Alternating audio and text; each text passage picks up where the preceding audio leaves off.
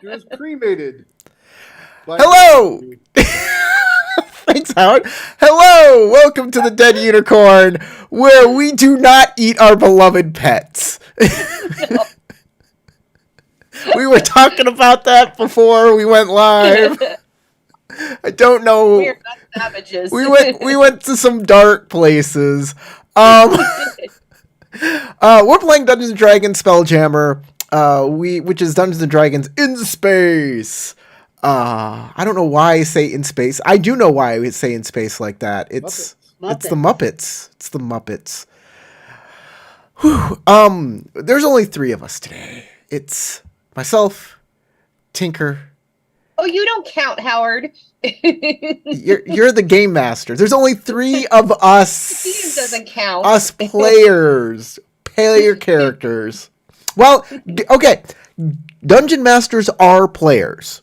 I'm gonna say this right out. They are players. They do get to have fun playing the game, but they are not player characters. They are dungeon masters. But when we say players, it's kind of like saying hot dogs. Like, oh yeah, I'd love a hot dog. And when you say that, you expect a sausage on a bun with some condiments on it, right? But a hot dog is not that. That's a hot dog on a bun. The hot dog is just the freaking wiener. That's all it is. Just So like Corey. when we say player, we're using shorthand for player character and not the game master, which I've said too much.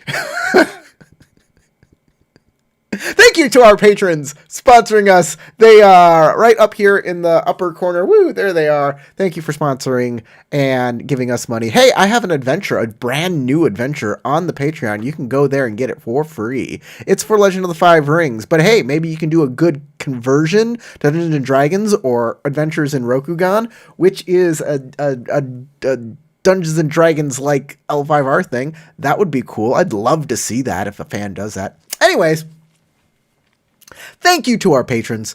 My name's Corey. I'm here with Brenna, Sarah, and our Game Master Howard. Do you think we should change that Game Master? I mean, you're a Dungeon Master. It's D&D, but like I did make a video once on the optimal name for the position of. You know what I'm talking about? The head Games cat wrangler. operational director. The game's operational director. Yeah. I like that. The cat wrangler. Yeah, sure. I think I like narrator the best though out of I all of also them. like storyteller. I We're love all- storyteller. I'm a big fan of White Wolf, but honestly, I also would say narrator. I always like the idea that the game master is kind of that voice that's like in the beginning or once upon a time, and he begins telling the story, and then he brings it down to the characters who are actually the main characters. Yes. And then, and then there's even all the times that we tangent and we in our game breaks. It's that moment when he's like, but then the hero died, and the hero's like, oh crap, and you're like, well, you should have. That was a stupid decision, but we'll move forward. Storyteller, like we're all the players and the narrator. All of us are telling the story together. It's a cooperative thing. Oh, yep, there goes the bird. Off he goes. I think that's a person. I don't know. It's blurry, but I don't think it's a bird. It's a two-headed person. Speaking of eating pets, I'm gonna go grab dinner real quick. I'll be right back. All right, Sorry, all right. guys. All right. Get Everybody your- talk crap about Tinker. Get The your truth meal. is, her husband's really like an Eric Opera in disguise, and she's just trying to be on the down low about that. Small sized, tiny sized. I mean, he's very small. Is she gone for like a half an hour while she eats dinner and then she'll come back? I'm assuming that she's just gonna go grab something from the kitchen. And Yeah, run she's it. probably gonna get a plate and come right back because I think he just came to tell her dinner was ready. Maybe we can do a recap There while you she's go. That's a gone. good idea. All right. So, in our last episode, our heroes. Let's see. You totaled a clown space rocket in space. Good place for space rockets. You fought a huge monster that was dressed as a clown, but you're pretty sure it was an ogre. It had a weird clown balloon hammer, which you tried to take, but it exploded and blew up your dwarven battle ranger, who I Hope y'all healed. If not, you'll be fine with a night's rest. It's D&D. We all had the night's rest. Right. So yeah, it's all good. You looted the place. You found a plethora of weaponry that was hammers and warhammers that made squeaky sounds, and were all +1 weaponry. There were also +1 daggers and swords that look perfectly normal. And then you turn your wrist, and they are bloody and gore coated. And you can turn it back, and they are not. In addition to all that, you also found a cub of the griffin variety, which I believe Tinker absconded with and is caring for. And then beyond that, I believe you headed back to Saloon. You spoke with the queen, showed her your proof that you had done your deed. And I didn't quite get to the end when I was recapping this earlier today to double check my notes, but I believe she paid you. Is that correct? I have a chest of 5,000 gold pieces on my character That's what I sheet have here. Okay. I wasn't sure if I'd actually said it. So good. You did actually get the 5,000. And those of us who actually write things down did write it down. Obviously not me. My notes, I knew what the pay was. I just couldn't remember if I'd actually gotten to the part where I gave it to you, because I knew what it was worth. And then, all right. Is there anything you wish to do on Saloon before you head back to the Rock of Brawl? I believe we were already heading back to the Rock of Brawl. Well, I did tell you I didn't get to the end of the video, so there you go. We said we made a vote on whether we were gonna party on Saloon or party on Brawl, and we all decided we were gonna party on Brawl, and we need to go see Jack Deadspace, whatever his name is. Johnny Lone Star? Johnny Lone Star, that's his name. Jack Deadspace. Johnny Lone Star makes me think of Spaceballs, though. Right? Lone Star. Yes. Did he have a first name? I don't remember. I don't think so. I think it was I just think Lone it Star. was Johnny. Was it? I don't think I'm pretty so. sure. I don't remember them ever saying his first name. That would be funny, though. It's just Lone Star. You're such a thief, Howard. It's just Lone Star. Space. If I was a DM hood, it's my rogue hood. Oh God! You know what his name? Lone was his first name, and Star was his last name. With 2 R's. Yeah, that sounds right. Yeah, All right. that's classic Mel Brooks. Yeah. Yeah, I'm looking at the characters. We got Dark Helmet, Pizza the Hut, Barf, Princess Vespa, Yogurt, President Scroob, Prince Valium, Dot Matrix, Major Asshole. The T comes before Lone Star. And then Colonel Sanders. Which, of course, you know. Did they do it Chicken. alphabetical or something? What's up with No, it's not. I don't think so. No, Order of it's appearance? Dark Helmet, then Pizza the Hut, then Barf. Might Yeah. be order of appearance. I have no idea. No. I'd have to watch it again and see the order of appearance. I have no idea. Can't be order of appearance either. Lone Star pops up pretty early, way before Major Asshole. Yeah. I think it's just because Jim Jackman, the guy who plays him, is a bigger star. Maybe it may be because like the whole top row is like Rick Morales, Don DeLuise, John Candy, like real big. Maybe it's based on who is the biggest star. But Bill Pullman isn't a small name. He was then. But I don't. This is Google. I mean, we're not off topic or anything, right? We're all dead. We're all dead floating in space. This is all a hallucination of our dying brain cells. Arguing over whether or not a Pizza the Hut is a thing. You're delicious. All right. Oh God, that was so disgusting. You know, in some universes, Pizza the Hut comes in balls. Ooh. That's some. I am biting my tongue because I'm not entirely certain what rating this. It was Multiverse of Madness with the pizza balls. Like, Yeah. Being like gross. the jokes that I could make, like The pizza- are they The pizza beyond- the pizza papa always gets paid. In balls. In Just balls. fake balls. No, that was his line. That was the guy who had the Oh, I pizza know. ball. I'm Yeah. just bringing it back to the pizza balls. Oh, we're bringing it back to the space balls. Pizza balls. How many times are you Let's guys see gonna this. say balls in like 5 minutes or less? Like, I can't be the only one that saw the Multiverse of Madness. Come on. I apparently did too, but I think it's a man thing. Like it's superheroes, so it's for like dudes and they're like girls, and that's They just are like girls, very girl-like. Okay, no, I started to watch that movie. It was just terrible. Granted, Marvel. I'm not even going to get into that. But anyways, I'd like to apologize to our viewers now. Before you nerd rage at us, her name is the movie is for dude bros like me and Howard. How dare you? I'm like, you literally saw me wearing like a Star Trek shirt. We're sitting here talking about Star Wars. Why the hell would Marvel be only for guys? I don't know. I have no idea. Why would you assume that I wasn't and yet here we are. I didn't know it was only for guys until you said it, Corey. No, I mean I'm gonna like reach through the screen and force throttle you. Right. All the girl nerds are gonna kill you. Y'all know this is a bit, right? Yes. Okay, good. Things are getting violent, and I'm like, I'm making the humor. Every time Corey has a hot different take, countries. I don't even know where you live. Every time Corey has a hot take and it's controversial, he checks, and if it doesn't go over well, The Schrodinger's joke, right? Is that what's really going on here? Schrodinger's douchebag? Yeah, if you're mad, it's a joke.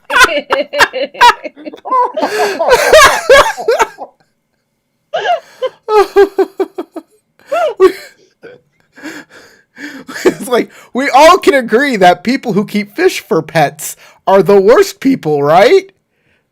That was a joke, right?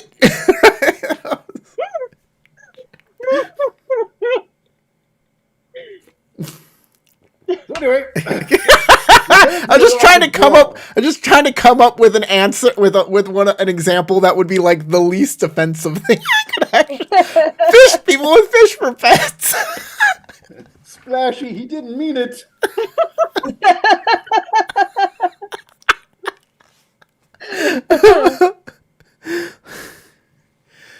Ooh, rock a brawl. Since Sarah's mom killed my fish. Oh, what fish? I was in a. I don't remember that.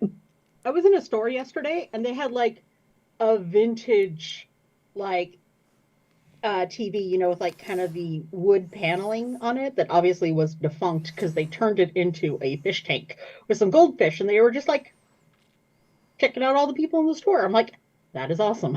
I've always wanted to do that. That always looks so cool. Yeah, Corey, we moved in together in Wingcrest. So our gangster goldfish. Yeah. Those gangster goldfish that we had. Yeah. Yeah. They were out on the street. They were. And then I went to visit my dad for a little bit, and Sarah took my fish tank to her mom's house to feed my fish for a couple of weeks. And when I came back, they were dead because her mom cleaned the fish tank and put them back in. I think maybe they just died though. I don't know that it was necessarily her fault. Well, I think it was too clean, and I think there were chemicals that killed them, and also the lack of algae killed the snail who eats algae. Well, yeah. My mom did that to my fish tank once, and because it was plastic and she used bleach. My mom does have a tendency to over clean things when she's trying to be helpful. Those They probably didn't stink as fast, but they were so clean on the inside. Those goldfish survived the mean streets of San Antonio. They lived out in the wild. Just yeah, we found them in a puddle, didn't we? Yeah. And it took your mother. And you were like, they survived the puddle, and then her mom killed them. They needed that dirty, filthy surroundings. They couldn't have it too clean. That was just, not their nature. They thrive in the muck. You only learned to adapt. Yeah, I mean, I don't know if that was her fault or not, but if it was certainly an accident. I commend you, Sarah, for sticking up for your mom. My mom is like the nicest person. Yeah. She really is. You both have. She would never. She would never hurt any living thing intentionally. You both have great moms that do boneheaded things sometimes.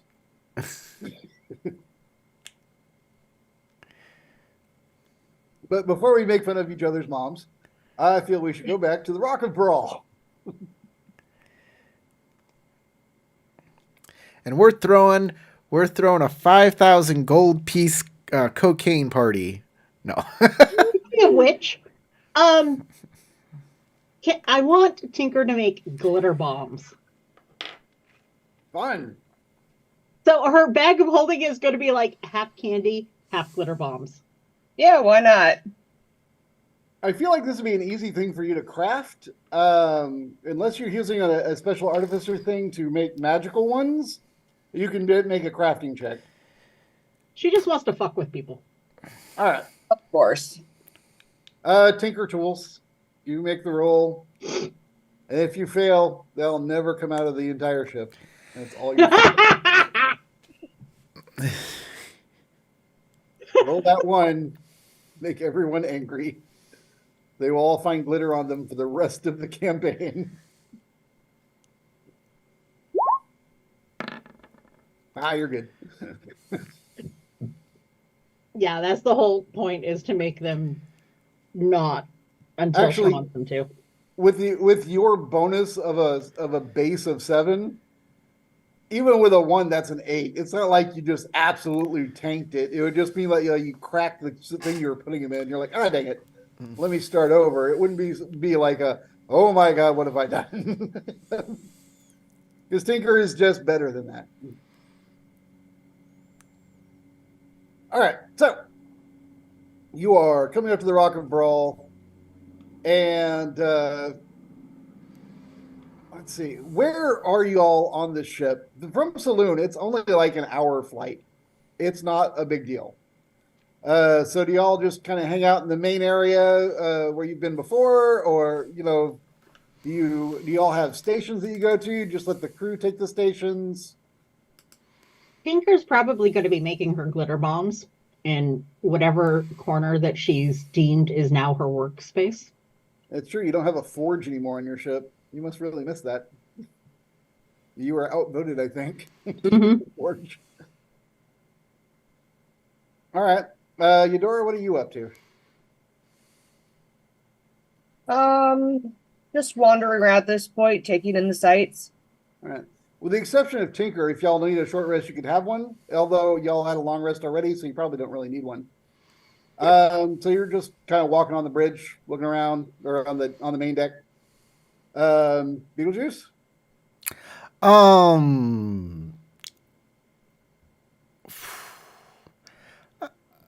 We're just what's happening during the trip over to the Rock of Brawl, the hour? Yeah, where does your character hang out during that hour is what I've asked. I mean, I guess I'll just make sure everybody's kind of doing their job. I'll make sure that the guy in the crow's nest is, still making a lookout. You know what I mean? Like, all right, that's Brawl Dog, the human fighter guy. He'll be up there. There's stuff that needs to be done. Just, we got Elithids trying to track us down and kill us, so maybe kill us. We don't know. So you probably deserve it, knowing you guys. Yeah, well, if need be, we could disguise ourselves as clowns. We probably got enough makeup on us. It's not my fault that their mama's so fat. I'm just saying.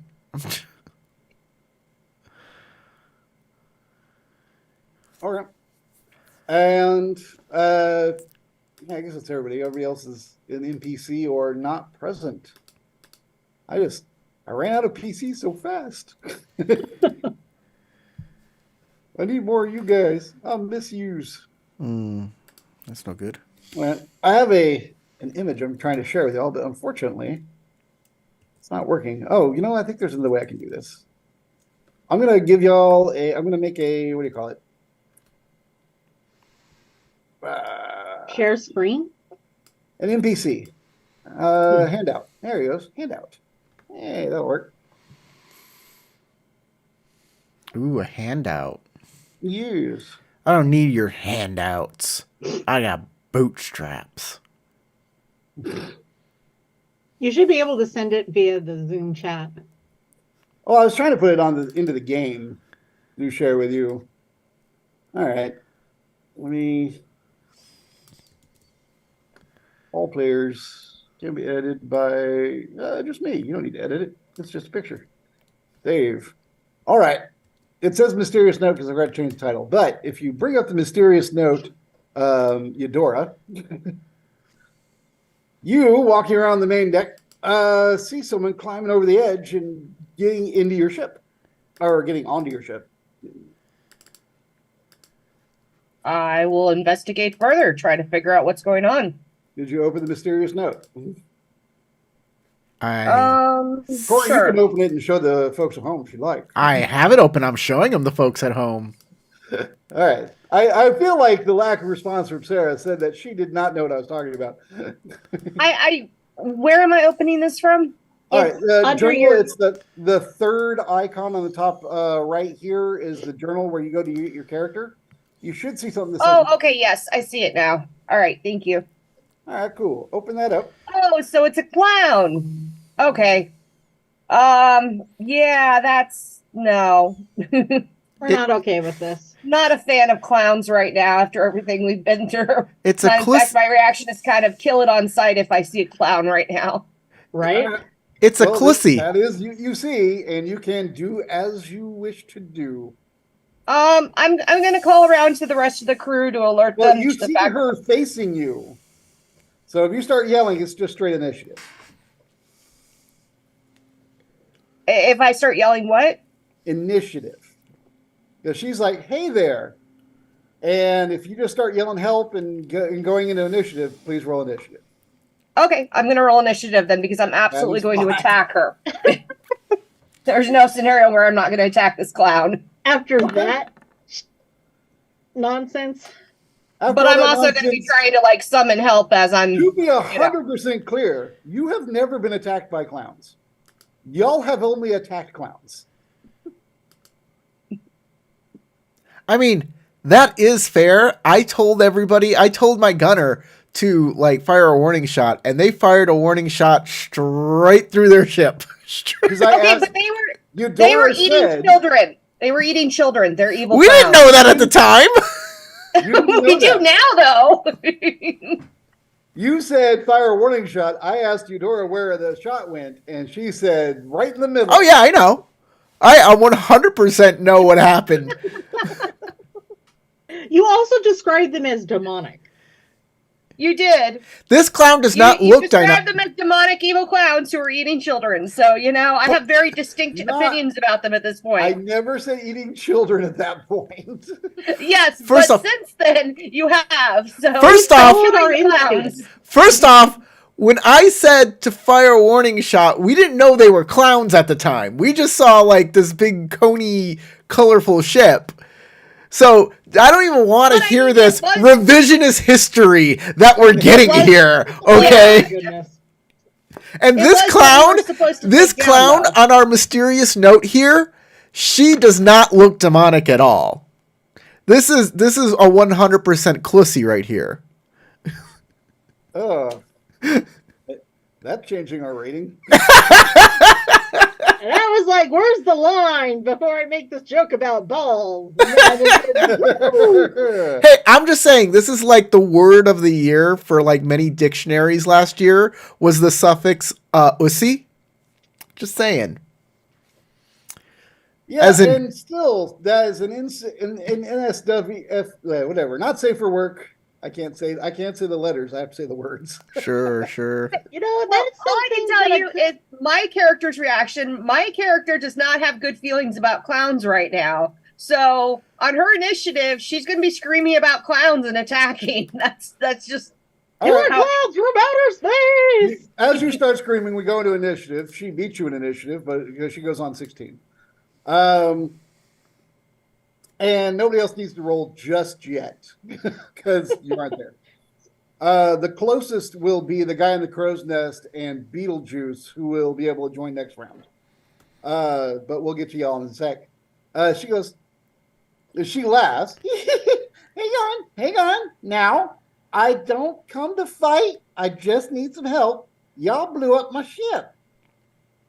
And she will cast Friends on Eudora. She's Ooh. casting what? Friends. Be my friend. Okay, so is that a will save? Let me double check how Friends works. I want to make sure I say it right. I have to first learn to type.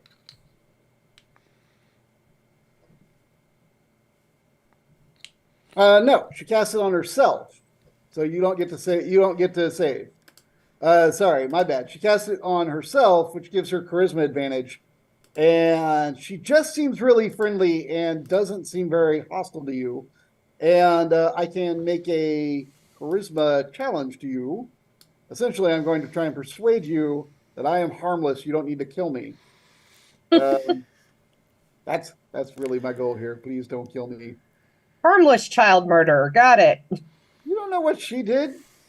Are you guilty of everything that's been done on this ship? I'm just telling you what is going through her head. She's just like, I'm just gonna say, yeah, you're gonna have to make a good roll. if there are crimes that have happened on this ship, Eudora's got a part of it. I'm just saying. That's actually fair. If somebody's been murdered or attacked, I've probably had a hand in it. Oh, but I have advantage. I get to do again. Yay, advantage. That was the whole point of casting that. Holy crap. All right, so you don't buy it, but she is unarmed. But you don't see any weapons, and she doesn't look hostile, but you can keep your suspicions. In that case, if there's no weapons and she's not attacking me, I'm going to go, you're going to the captain. And I'm going to take her along with me. All right. Are we staying in combat rounds? It's up really to Beetlejuice and to the man in the crow's nest, which would be Brawl Dog. Do you want to keep it in combat rounds? He'll do whatever you say.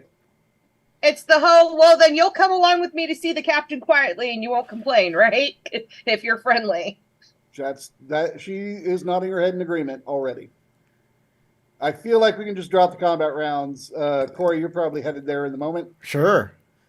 All right. I heard a thing. I was like, yeah, I'm running to it. I would imagine you were. So, all right, yeah. Within like seconds, you are on the deck, and you see that Eudora has weapons trained on the lady clown from the note. And she has her hands up.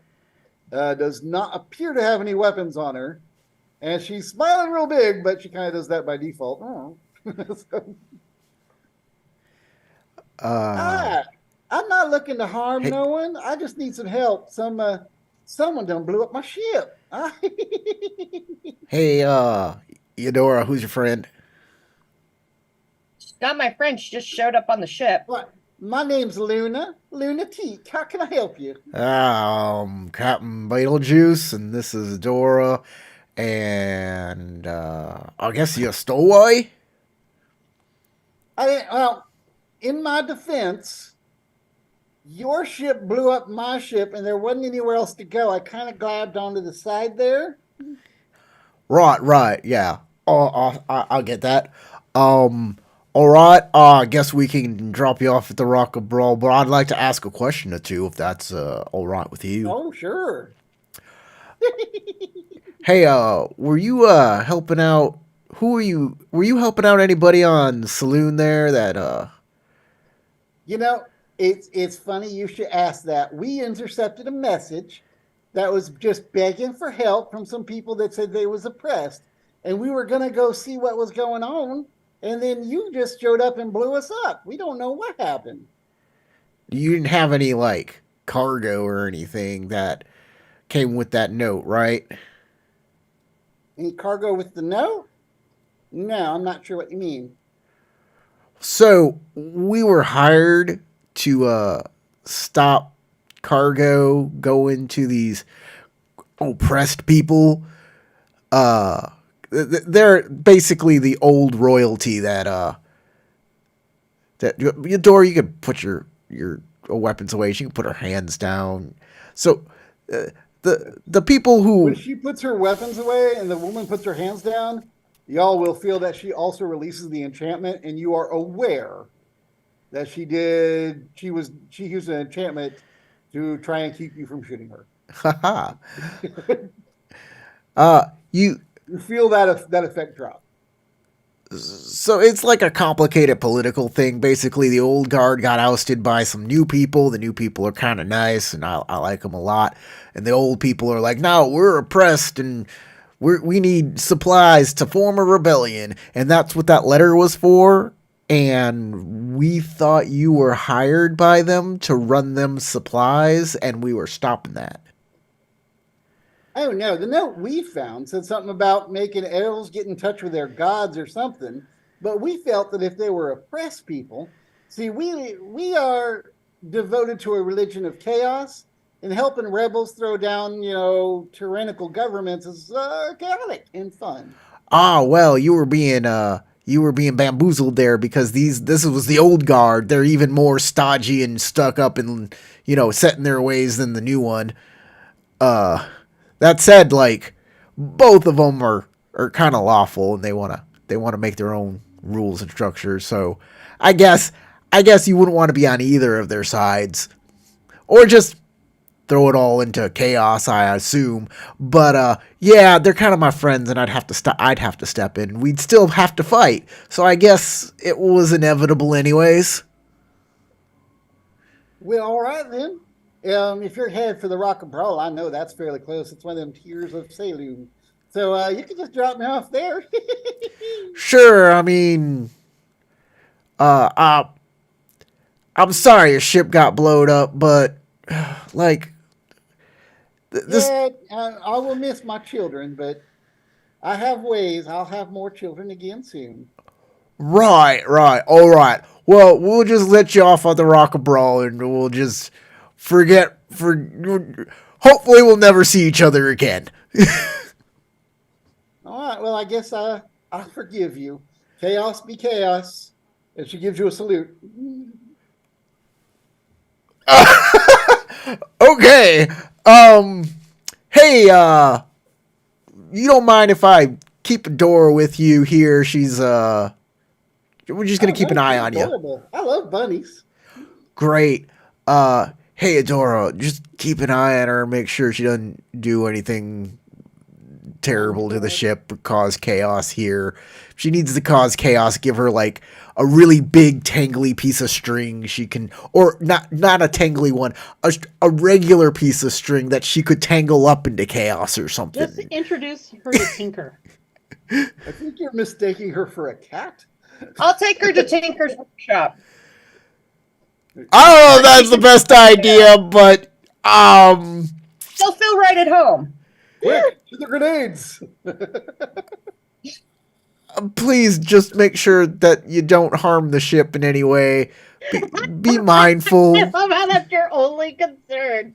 Don't blow up the ship, please. And try not to have her run into any crewmate that will see her and want to destroy her because she's a clown person. Okay, Tinker is one of those, for the record. Just Yeah. And Tinker. I'll tell them Captain's giving her sanctuary until we get to port. And you Tinker's. think that would matter? Tinker's rightly mad at these people for being really terrible to the little griffin baby. Okay, so maybe I won't take her to Tinker's shop then. And the humanoid child that they were munching on. So just. Yeah, I'm not so keen on that either. The either. baby appears unharmed, if it makes you feel any better. So just maybe introduce her to the berserker guy. That might be. They might hit it off. They might. Hit it off. I'll babysit her till we get to where we're going. All right. So I'm gonna. I lost my British accent. I gotta get it back. I'm just making a gruff voice here. You know what that accent is? I don't know. Oh wow! I really lost. I've got to get my British accent back. Right then. There you go, Governor. There it is. All right, we got it now. Bastardized Australian.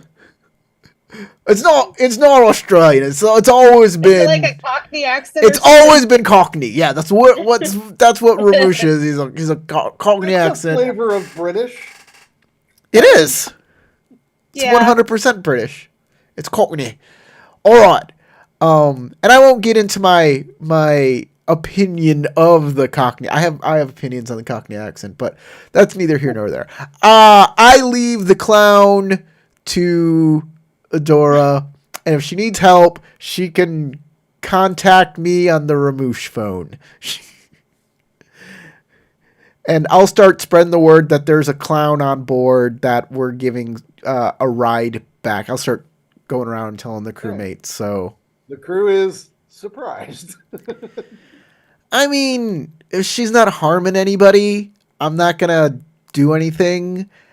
I think of everyone in the crew, the most disturbed by that is currently piloting. Yeah. Del Starwin. I mean, she's an agent of chaos. She's chaotic, neutral, evil, whatever she is. I get it. I'm neutral good. I'm gonna do the neutral good thing. And give her chaos over to the Rock of Brawl. You don't like the guards there that much anyway. Yeah, they're not. They can deal with it. All right, so Eudora, you take her to go meet that Battle Rager dwarf fellow. Yes, why not? She immediately is making eyes at him and attempting to seduce him, and it is gross. Like, disturbingly gross. Ew. And I will roll those, see if she has any success. I mean, he's not necessarily into clown humanoids. Clownoids? Closey. Yeah, baby, get that clussy. But she has advantage again. Aha! And the advantage works in her favor. All right, cool. Yeah, he's all about it. And that's definitely a sight you didn't want to see. Oh, no.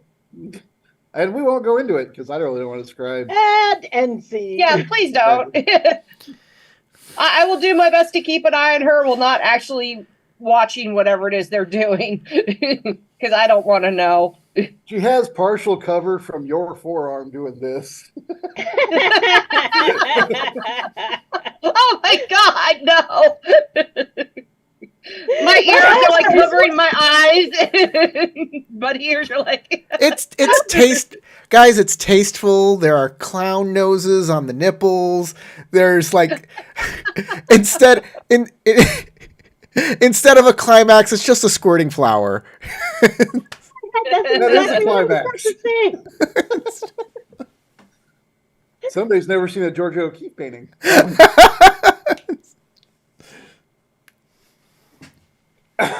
Anyway, I don't know what you're rating this one, but I'm pretty sure it's bad. It's our imagination. We're just saying stuff. This one will be titled Pussy. Oh, I'm not titling it that. No.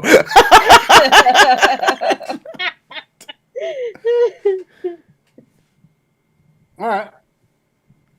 So you arrive at the Rock of Brawl. She'll happily disembark. She is going to attempt to take her new man with her. He has to make a save. Oh, they're not good at will saves. No. Nope, no, that's not his thing.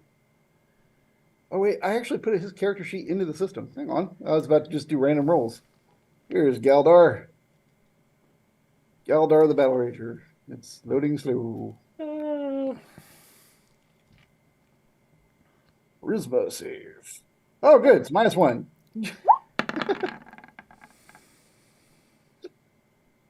And it gave him 17. All right. He rolled well.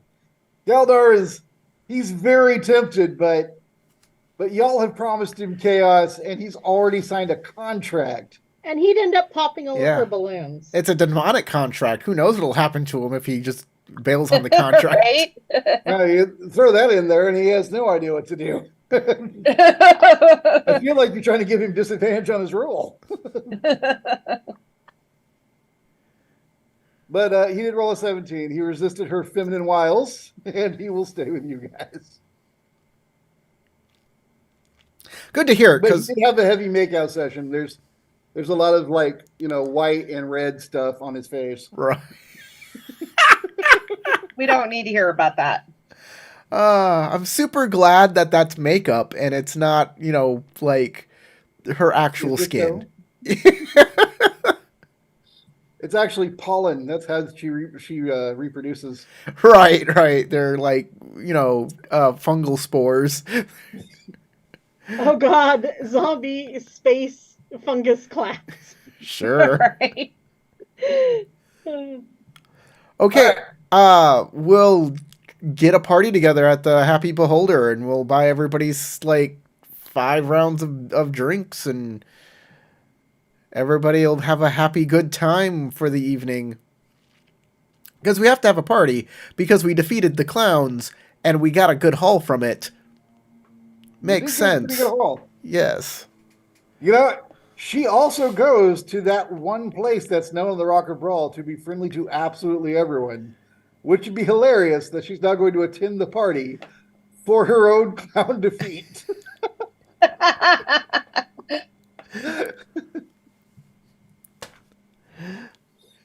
Fantastic. Of course, the whole crew is there. I know I said this like 2 or 3 episodes ago, but just so you're aware, there's also like 10 extra dudes wandering around your ship because y'all did hire 10 mooks. Yes. They're unnamed. Although I do have a list somewhere, the fancy name generated names. But yeah, just so you know, you have everybody that you know plus 10 people that y'all don't bother to get to know because you're elitist. Nomus and Hestus can do they need anybody? Do they want a party too, or are they staying behind on the ship, or they're fine either way. They're kind of shy, so honestly they have no desire to go to a party. They'll be happy to sit back with the ship. Is there anybody else from the crew you'd like to leave? Because they're kind of the easiest description for them would be non-combatant. Yeah. I'll ask for a volunteer to stay behind and guard the ship. All right, Tinker it is. Tinker will guard the ship. All right, Tinker, Sano and Quijos will stay with you since they have their own supply of booze. They have they've stocked up. Plus, they're happy to share with you. They show you that they have this new fancy bottles they got that are all multicolored. All right, I'm down for it. Now you're going to drink the clown wine. It's cheaper to drink at home. It's always cheaper to drink at home. And if you're going to go to a party, you pregame. They drink at home, then you get to the party, and you're good to go. You've saved like $50, depending on how bad a drinker you are.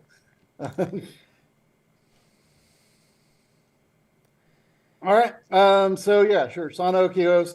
You know what? Dell will stay back, too, now that he's seeing that. And he's like, hey, that's a good half the ship staying back. That'll keep her safe. Besides, Dell will also point out that we still have a theory about another stowaway. Somebody was in the pantry long before we found these clowns. Oh, yeah. So he's going to look into that. I'd roll for it, but I don't feel like it. He's not here. So he's just going to look into it. Well, if depending on what happens, if there's anything that happens at the Happy Beholder that's interesting, otherwise just tell me how much gold I spend and I'll knock it off the chest of 5,000 gold pieces because it's 5,000 gold pieces. How bad could it be? So you get the bill in the morning, 5,001 gold piece. God damn it. I hope it was fun. I don't remember a thing.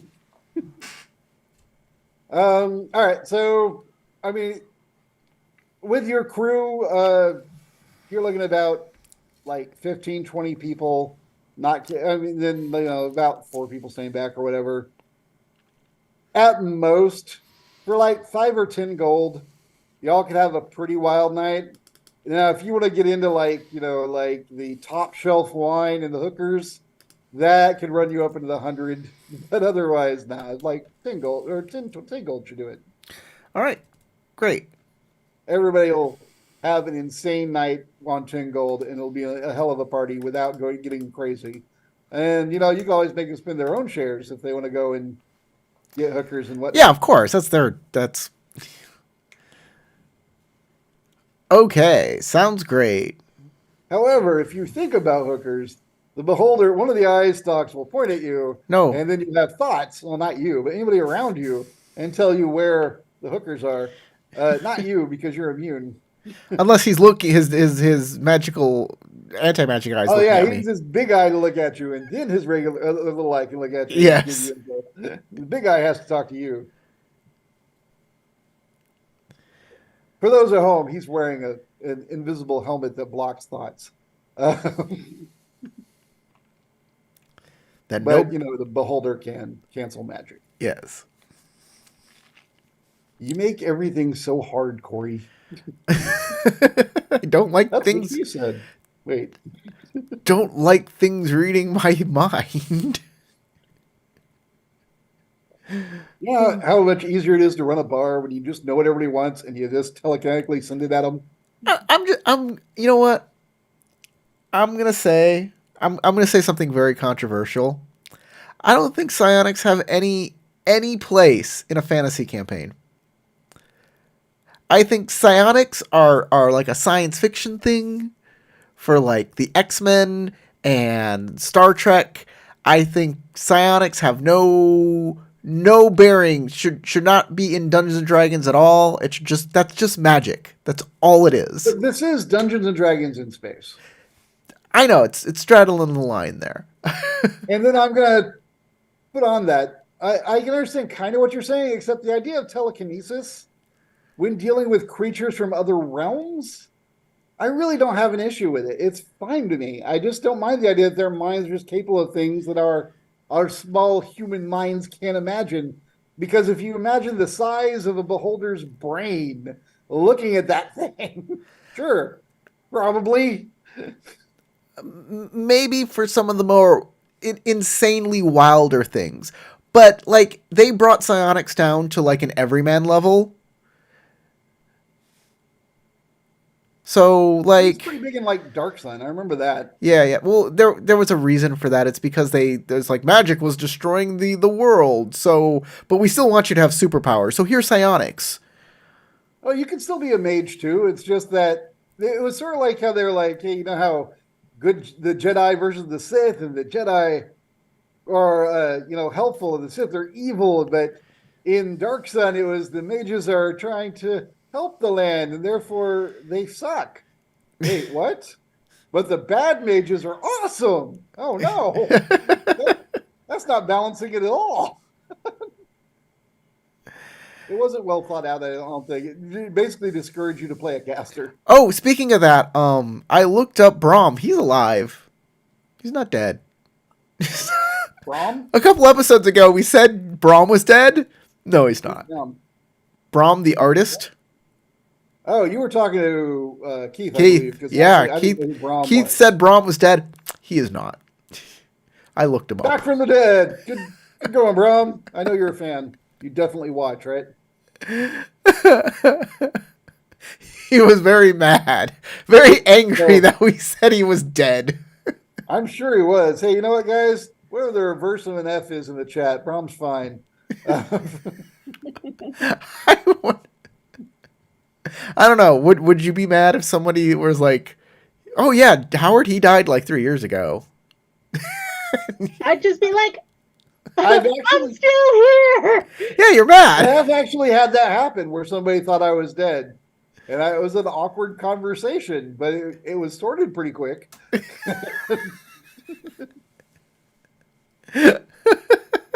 Anyways. Does anything happen during the party that is of note that we should role play?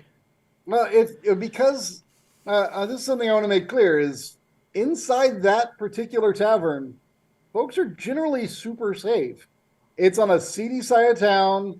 It's everything around it should be dangerous, but because it's an all-powerful like bartender, yeah, you're fine. Right. If somebody goes in there with the thought of doing bad things happen to that guy insanely fast.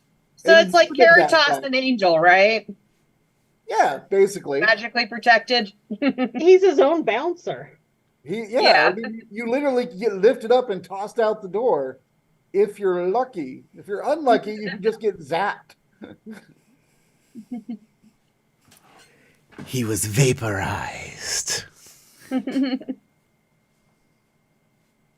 Because, he has power word kill, and he can just do it twice.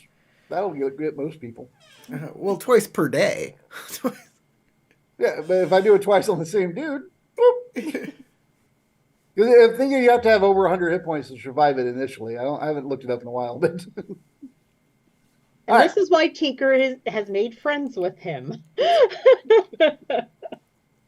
yeah, that's something I just loved about that particular feature. Because the more I really thought about what it would mean if a beholder were bored and ran a bar, that would change a lot of things in that area. Just because a beholder running a bar, he's really in charge of the bar, unlike any other bar out there. And it's bad for business to have people come through and doing shady crap that could affect him and his business. So he's like, no.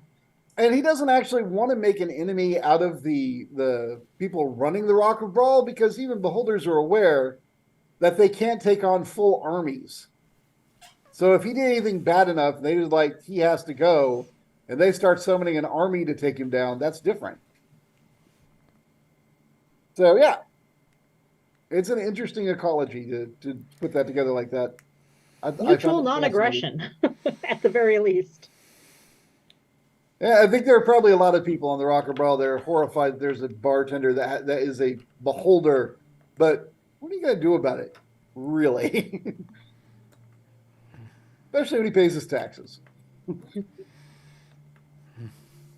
All right, so yeah, party goes great. Everybody has fun. You've increased the morale of your crew and the loyalty of your crew. They now think that you're kind of an awesome captain who, pays them back for being a good crew. That's actually a arc in your favor. The clown woman, she finds some people. She looks like she tries to warm up to somebody, and then she has like some exchange of looks with the bartender, and instead she chooses to leave. You don't see her again unless you send someone to follow her or follow her yourself. I don't want anything to do with her. I want her gone. That's fine. She'll be back with the Clown Armada as the BBEG. That's fine. We'll have a rematch and we'll do it all again. Clown Star Destroyers. We'll kick her ass again, and then we'll be like, She's gonna have squirting bow tie fighters. No, the bow ties spin. That's what they do. Oh, that's true. They'll like Darth Vader's. Yeah, just like that. All right. All right. Yeah, it's an uneventful night. Everybody is well rested. Money has already been spent. You are well fed. You had fun. You can get back to your ship and move forward, or not really. It's all up to you. Get back to our ship and move forward, and hopefully Johnny Lodestar will get back to us. All right. And none of the guards give us any crap. No, they don't. Actually, if you take notice, there are guards that occasionally look in your direction, but then they seem to have conversations and do nothing. And not inside the bar, but because there's no guards in there, but outside the bar between there and the ship, if you look around for guards, they know who y'all are, and they talk about you. You can see from a distance, but they don't approach you. Yeah, I bribed them very well. The guards are completely aware of you, though, which is an interesting thing to note. You don't know that it's necessarily to be good to be famous with the guards, especially if it's in a way that they're like, there's people, yeah. But they aren't approaching you, so you are fine. I mean, we may get into a situation where we have to, bribe, give like a monthly bribe to the guards in the form of a donation to the Rock of Brawl, you know, to do business here. Yeah, You that's a are good idea. I'm super. going to make a note of that. Corey's suggestion, excellent. You must now pay to extra tax to Rock of Brawl. All right. Y'all get back to the ship. Everything seems pretty normal. Eudora, when you get to your quarters, there is a rolled up paper on your pillow. Okay, I'll Just like a twine on it, it's not. open it up. All right. It says, please meet me on the pier. There's a pier number. I would appreciate it. And it's signed Rigel. Who? Rigel. You have no idea who that is. I have no idea who that is. Who is the Well, exact right answer? I'm not going to meet them if I have no idea who that is. Whatever. Somebody. Note doesn't matter to me. I will ask around and see if anybody else got a similar note. Anybody else go check their rooms? You don't have any notes. Nobody else has a note. All right, you know what? I will head over there, see if I recognize who's over there. Wait, does she ask me? Familiar. Does she ask me if I got a note? She said she did. Okay, I say, I didn't get no note. Why? What's this note about? I don't know. I found it in my quarters. You got a note. Someone went into your quarters that you don't know and put a note there. Yeah, it's pretty suspicious, especially with that bounty on my head. That's exactly what I was thinking, actually. You got a bounty on your head and someone put a note. I mean, if they were a bounty hunter and they could get into your quarters, they'd probably just hide in there and then grab you when they were sleeping. You know, spray you with some, like, potion of sleeping to keep you down and then just drag you out. That's what I would do if I had access to your quarters. But this person gave you a note. It is very strange. You think I should go see who it is? Is it addressed to Eudora? No, but it was in my quarters. You know what? You go see this person, and maybe I'll just stick around in the background, and you just make... Did you ask everyone else? I mean, sure. Not the tin. I mean, you can ask the tin mooks. I don't care. They have like a shared area that's like a bunch of hammocks, and none of them have a note in their hammock. Okay.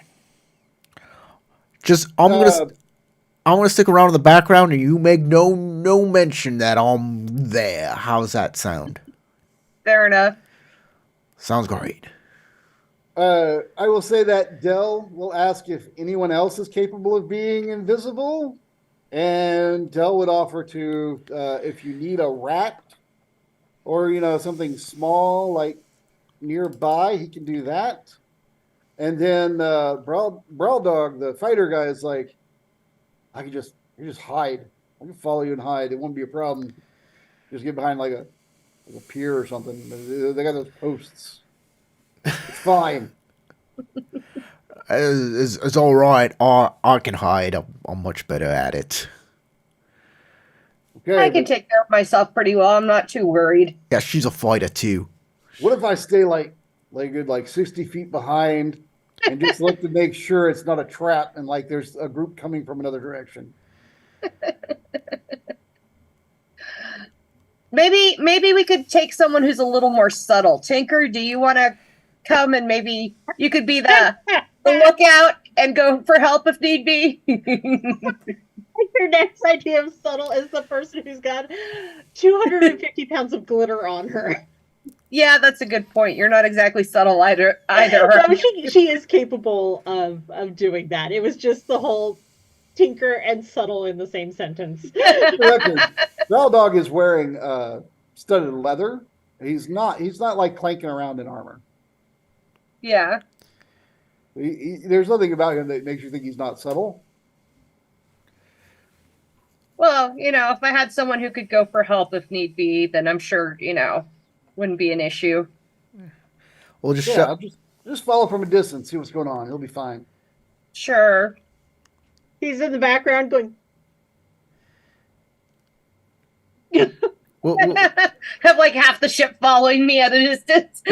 we're gonna hide in a butt, and then like we'll pick it up, and like there'll be two little feet coming out, and then we'll come back down, and like One eye looking through the through the hole in it.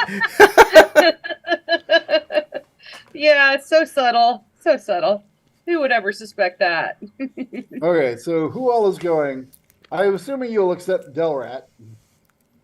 Yes. All right, so you have Delrat and you have Beetlejuice. Yep. Is Tinker going or not going? Sure, Tinker will go. And Eudora. Great. So all the PCs are going, as well as the NPC for the moment, Del. And Brawl Dog will be a good 60 feet back. All right. The note didn't actually say come alone, did it? It didn't. So, Tinker, for the record, is totally doing the I am sneaking behind them. You want to analyze the note? Let me know. She's not doing the whole but she's definitely high up and behind, acting like analyze the note how? I mean, there are different ways to do it. You can investigate it by looking at the handwriting. You could insight to see if to study the wording of how everything's worded. You could also investigation if you want to know more about the paper or the placement, all kinds of things like that. Search your room to see how they got in. I mean, you can like look into stuff. No one said you just have to accept everything at face value and walk off. Yeah, if you show it, we could, all. Sure, I'll show them the note. I can roll or assist. My investigation is +7, but if you want to take point on that, I'll just assist. Eudora? I don't want to take away the glory. Eudora? No, you go right ahead. I don't have much in the way of investigation, so.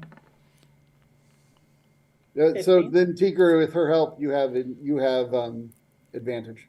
Oh, okay. I wasn't sure that counted. So. If she's trying to help, I'm not sure. I think she would. Yeah, I would assume so. I don't know. Sometimes when I think about Tinker, I picture. Have you seen Fairly Odd Parents? Mm-mm. Oh, it's a Nickelodeon cartoon with little fairy godmother and godfather that follow a kid around, and your character very much I see being one of those fairy godparents. Just she's little, she's got the big wings, and just like randomly, suddenly goes like, and she's in like a lab coat doing a thing. It very much fits Tinker. But I can imagine you haven't seen it, so the reference is lost. Right. Tinker seems like the type who would try to be helpful and then sometimes like make things worse by trying to help. She's more of a Cosmo than a Wanda, definitely. She is, except for the gender, yes. All right. So with a 26, you study it, and as you're looking at the note, the paper itself is from the ship. You've seen that laying around the ship.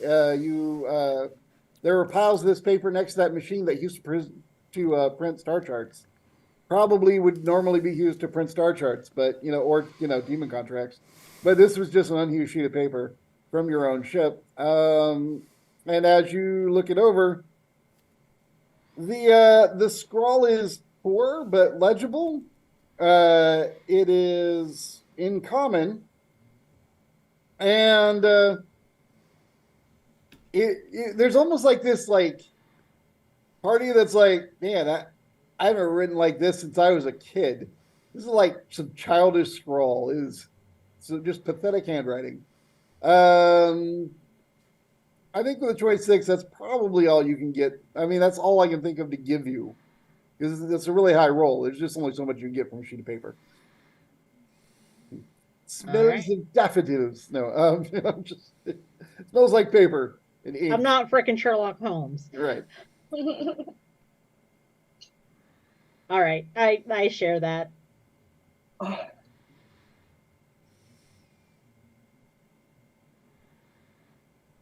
All right. So, and there's a number on it as to what pier to meet this person at, and that's all it says. It doesn't say when. It doesn't say how long from now. It doesn't say come alone. It doesn't look like it was well thought out. It was just sort of a Eudora, meet me at this location. Rigel. Check, circle yes or no. Right. There are folds in the paper, and you fold it up. Do and it you becomes like this me, four-sided Eudora? string. All right. So are y'all going still? Yeah, sure. All right. The whole crew plus a rat and a fellow following at a distance. I mean, he makes a good point. If they wanted to hurt me, they could have just hid in my quarters, you know? Leading me somewhere else is kind of... There's my stealth. All right. Bulldog will also make a stealth. It's not that great of a roll for stealth for me. Not bad.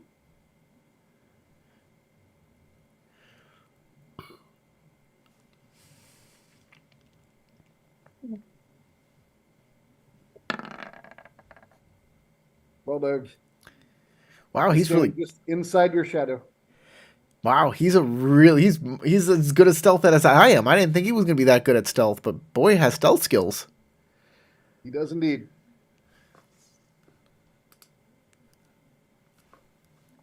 All right.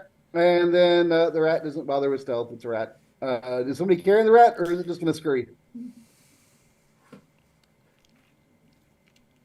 Anyone? If need be, I'll carry him up where I'm following from behind. You're more than welcome to. I just want to know. He's happy to run along the ground, or Eudora can carry him, or you can carry him. Whatever y'all want to do.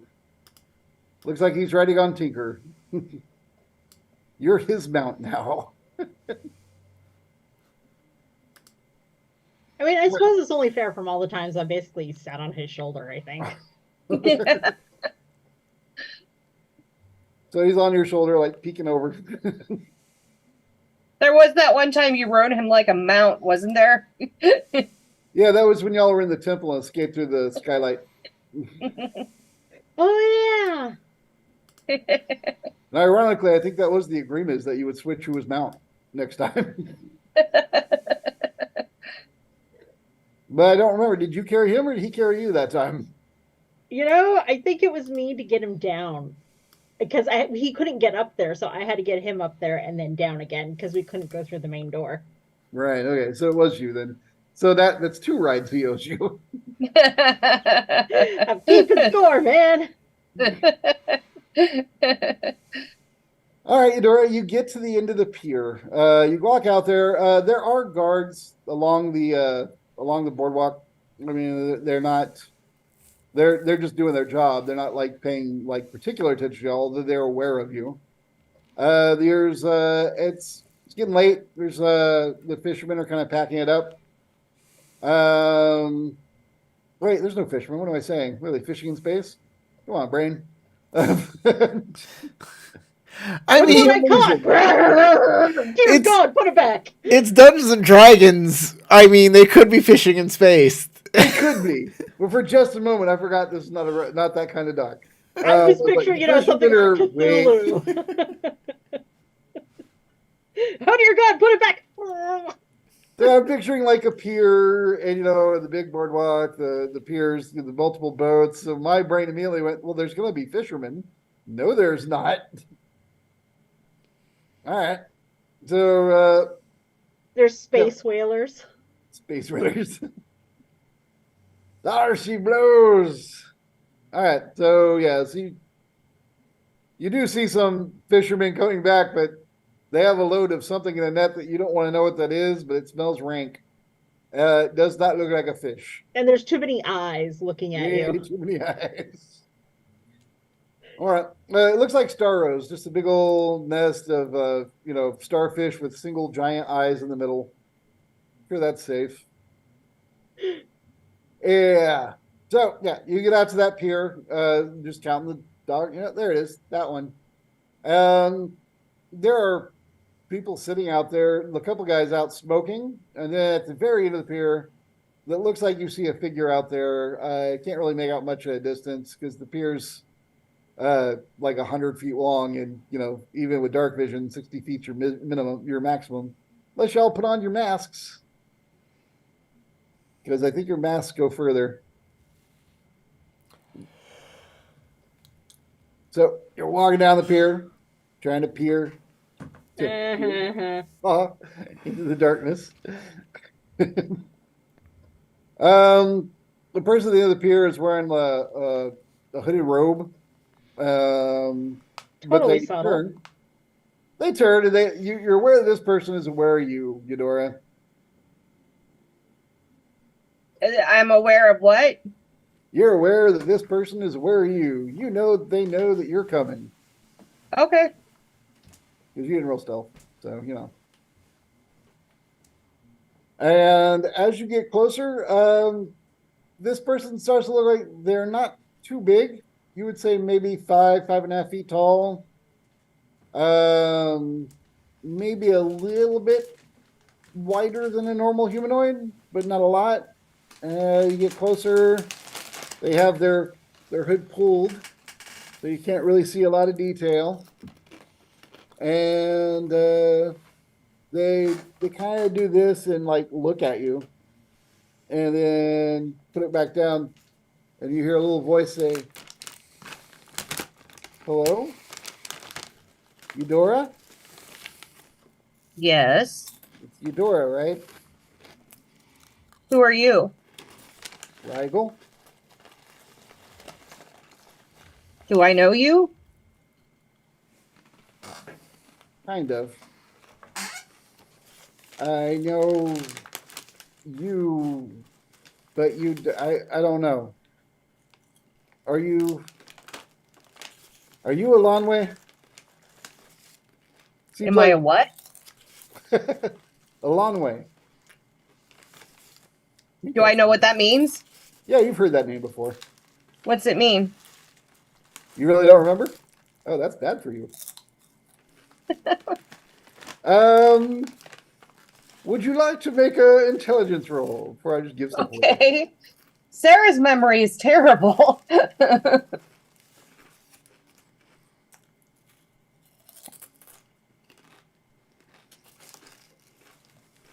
So am I rolling just like an intelligence saving throw, or what am I rolling? I'll allow history. If you don't have history, you can roll history anyway without the advantage, Oh, I do have history. Okay. Okay, I have no idea, apparently. Right. He's just saying a name. It could be anything. It don't matter. You have no idea what this person is talking about, it would appear. All right, I'll just look at him and go, and what is that exactly? Well, kind of awkward, really.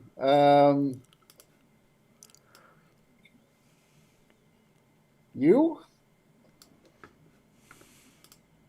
Who do you think I am? Why would you ask me if you already knew? like, I see your point. However, yeah, I'm doing a double check, make sure I'm saying this right. I'm like, Lord of the Rings? What? Copyright infringement? I'm going to say it's my own fault for getting the name wrong.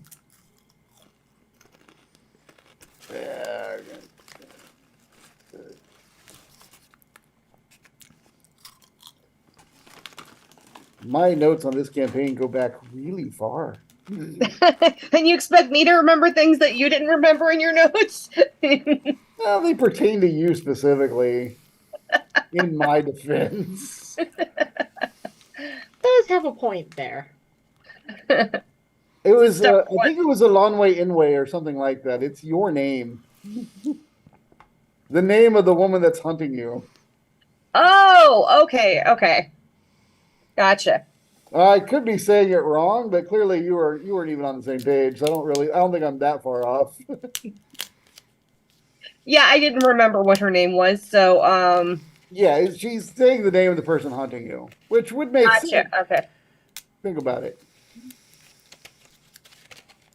And what if I am? Well,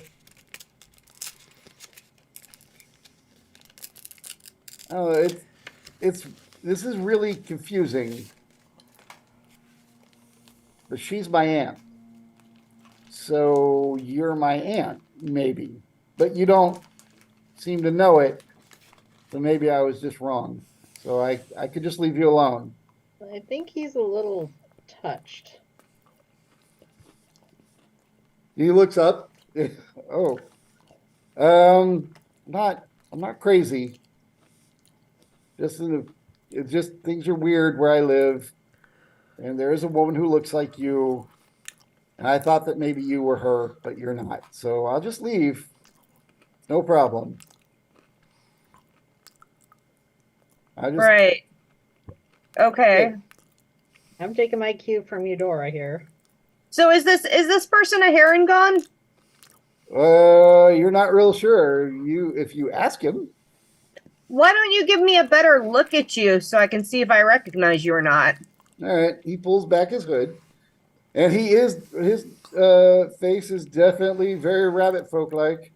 You know intrinsically because you are a Harangon, even though you have amnesia, that he would represent as a like a young teenage, like maybe 13 or 14-year-old equivalent. And however, whatever Harangon years are, I really don't know I offhand. I just get the image like when you pull back your hood, the ears pop out like the Trix rabbit. Like it was the rabbit the entire time. We now know because his ears popped out. He actually lifts his hood up from the inside with the ears. Nice. And now that I think about it, if you had ears, I could do that, wouldn't you? Probably, yeah, yeah. There is something strangely familiar about you.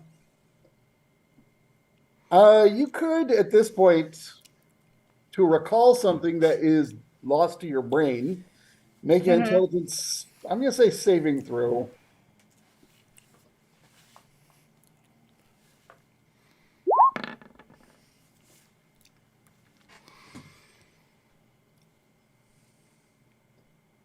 That was a good roll.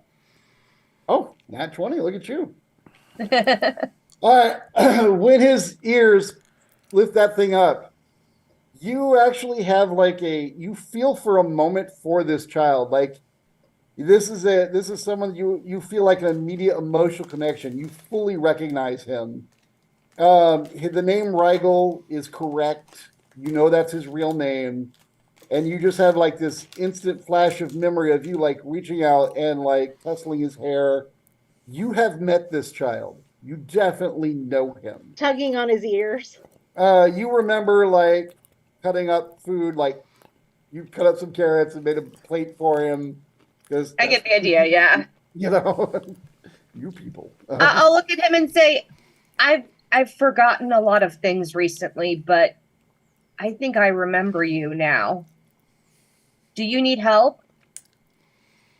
Um, you you really don't remember anything? Not most things. Something happened to me. He's gonna try and read you. He seems extremely like paranoid and nervous. But being a His child, nose he's made keeps a terrible twitching. plan to meet someone he's nervous about at the end of a pier in the middle of nowhere. Like if you meant him harm, it would have been stupid easy. You're right, yeah.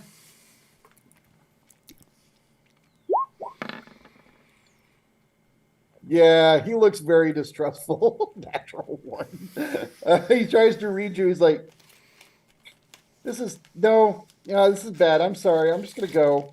And he looks like super nervous. He's gonna try and like edge around you on the pier because there's no real way to leave the pier without walking straight by you. Well, Again, just tell stupid me, easy. are you just tell me, are you safe? Is anyone trying to hurt you? Well, not not really. No, no. I guess I'm safe. It's just I don't know, I'm gonna go. He he's really bothered, but unfortunately he also rolled a 1. So Okay. like he is All right. upset and he doesn't trust you to share with you. I mean, you started off saying you didn't know who he was, and all of a sudden you're like, "Yeah, I know you." And now he's like, and it just he read that totally wrong. Like she's lying, and Yeah, he's that's scared now. that's fair.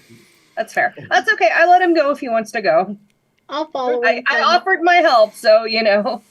I'll follow him from up above. I'll put Dell in rat form back on the ground so that way we can tail him both from the air and from the ground. Yeah, I was gonna tail the kid too. I was definitely gonna tail We're this all kid. doing it again.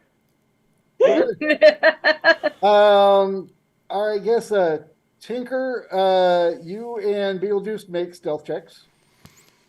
Eudora, you're not tailing the kid, I'm assuming. No, I'm gonna go ahead and head back to the ship. All right, Tinker, the stealth of 10. But remember, nobody ever thinks to look up. I'll That's give you true. that. I'll tell you what, Tinker, I'll give you advantage because of your unique form of stealthing. Well, no, I take it back. I can't give you advantage because he already knows you're there. Yep. So I can't give it to you this time. But I will roll his wisdom, which is not the highest. Also, how is he going to stop me from But he's well aware him? of you. All right. So essentially, as you're following him, he sees you and he'll like go off to one side. But Beetlejuice, who is just totally stealthy, sees where you're going and sees where the kid's going to go, and he gets an idea of where to hide next. Yep. Almost like you're kiting the child. Yep. And like better to stealth. Yep. But the child is very aware of you as y'all make your way out. Eudora, they leave, all heading off to follow this kid that is terrified of you. As you start making your way back to the ship, I need you to make a perception check. Okay.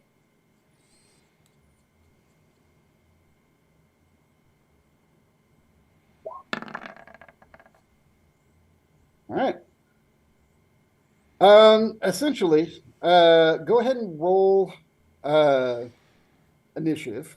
Mm-hmm. Oh, okay. I don't know why Tink is following the kid, but Curiosity, I'm assuming. I guess. I mean, it's Tink. I always assume it's because of curiosity, whatever Tink is doing. It's just, yeah. She shouldn't have a plan. She's just like, I'm going to do this because it seems fun. She follows whatever's the shiniest at the moment. Yeah. So Well, maybe Eudora wants to, know where he went, and if he does sound like a kid who's scared, so maybe he needs some help. All right, Eudora, as you're heading off the pier, you look around. You don't see Brawl Dog. okay. You look around. That just seems odd to you, but nothing else seems to be happening on 17.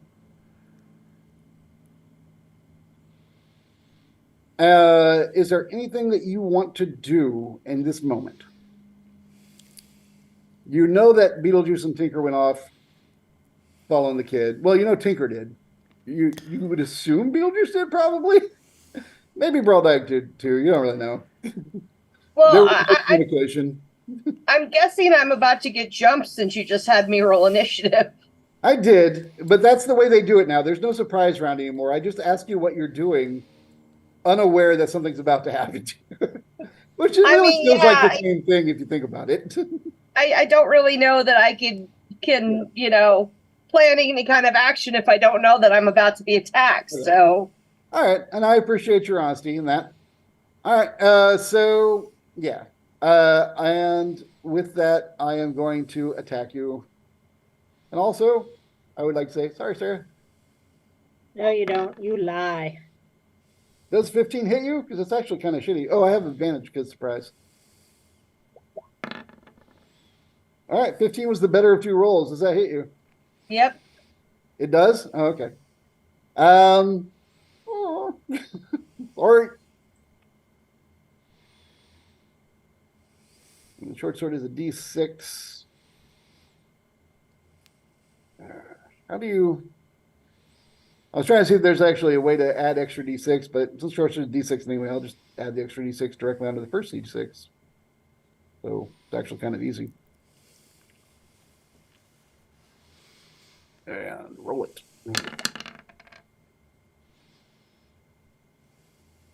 You take 20 as a sword, like sinks into your back, and you feel an arm against you, and he says, "If you don't move, I'll make this easy." And you know it's Brow Dog, but you're not. But the voice is like slightly off. And as that is happening, you can feel the body shifting behind you and getting weirder, like smaller and taller, thinner and taller. And now the voice is different. The voice is changing. Just surrender, and I can take you like this, or I can cut you up. You're worth more alive.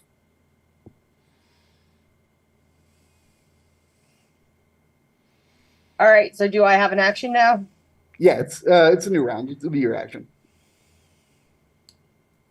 I'm not going to surrender. I'm going to turn around and pull a weapon. That's totally fair. I was actually, well, I should say the character was hoping that he would get more damage off in that round, but it didn't happen that way. Which is unfortunate for him. Yeah, good for you though. It's weird. Like I always root for the characters, but I'm also playing the other guys attacking you, and I'm kind of rooting for myself at the same time. Like I want you to win, but it's still frustrating when I try to do stuff and it fails. Well, I feel like my character's one of those characters where if you attack her, you should probably kill her quickly, or it's going to go very badly for you. Well, he's got the confirmation he needed that you are who he thought you were. He's been on your ship for a while watching you. Fair enough. So you can roll to hit me. Oh, right. That would help, wouldn't it? Yeah. I was like, all right. do that? I'm going to swing the bone sword at him. Good plan. All right, that'll miss me. Sorry. All right, that's first attack, second attack. That also doesn't hit. All right, hang on.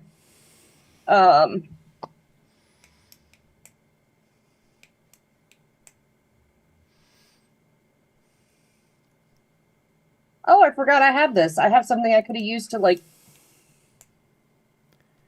reduce my damage.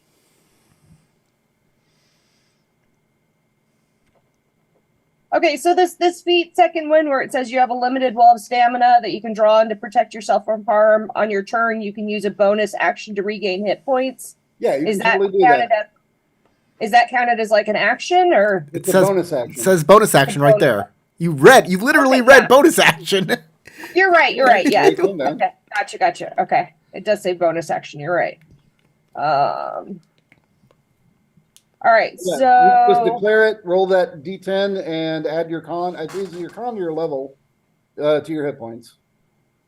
Well, give me a second. There was something else I was going to do first. Hang on. I'm looking at my feats. Give me just a second here. So I'm trying to see what all I can do.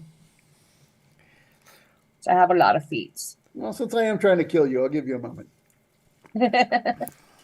Action surge. That was the one that I was going to use. Let me see. Hang on. Let me see if that counts. I can take one additional action on top of my regular action and a possible bonus action, but I can only do it once until I rest. Right. So if you'd like to try and hit me again, you absolutely can. Yes, that's what I'm going to do. I'm going to use action surge to try to swing at him a third time because I'm really angry right now. Okay. That adrenaline and all that. Damn it.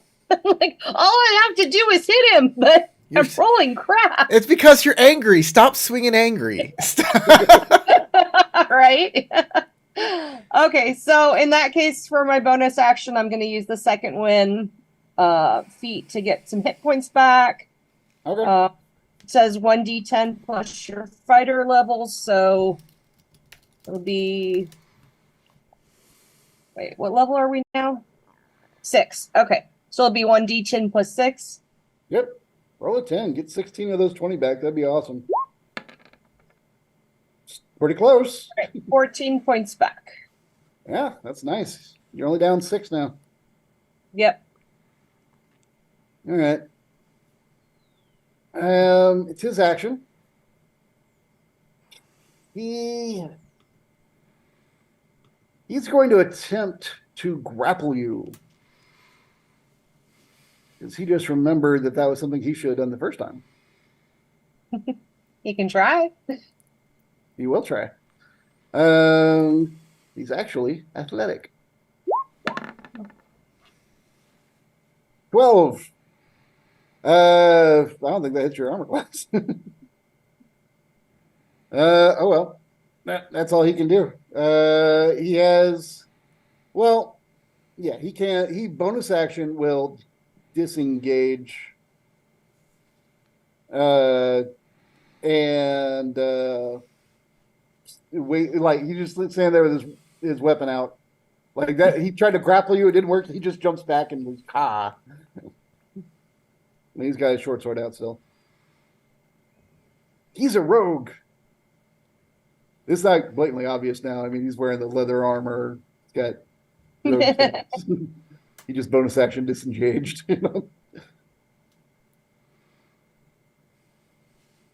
So he's done. Okay, I'm sorry. Give me just 1 second here. I'm still reading through. Oh, okay. I thought maybe you were just waiting for me to say it. No, sorry. I just want to check this 1 feat here, what it does. Oh, my game master hood is down. It's Oh, not no. the right way to kill people with the hood down. That's inappropriate. There you go.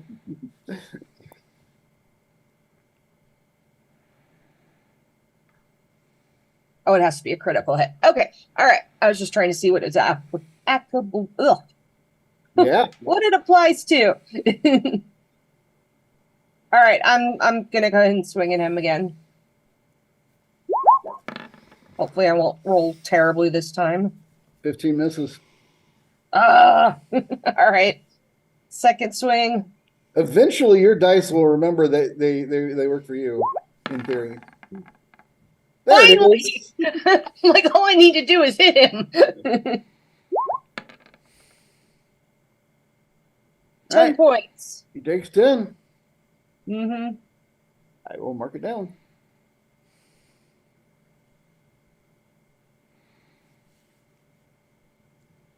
And I will go ahead and disengage for my bonus action. That's not a bonus action. Oh, You mean bunny you hop? can jump away, disengage as bonus action. Yes, you can. You mean bunny hop, right? yeah. Yeah, that's what you mean. Yeah, okay. You can also disengage. So you basically, he attacked you and then leapt back, and then you jumped up. You ran up, hit him, and then you jumped back. Yes. This is going to be a very weird fight. Just, We're both very, very dex-based characters when it comes to fighting. yeah.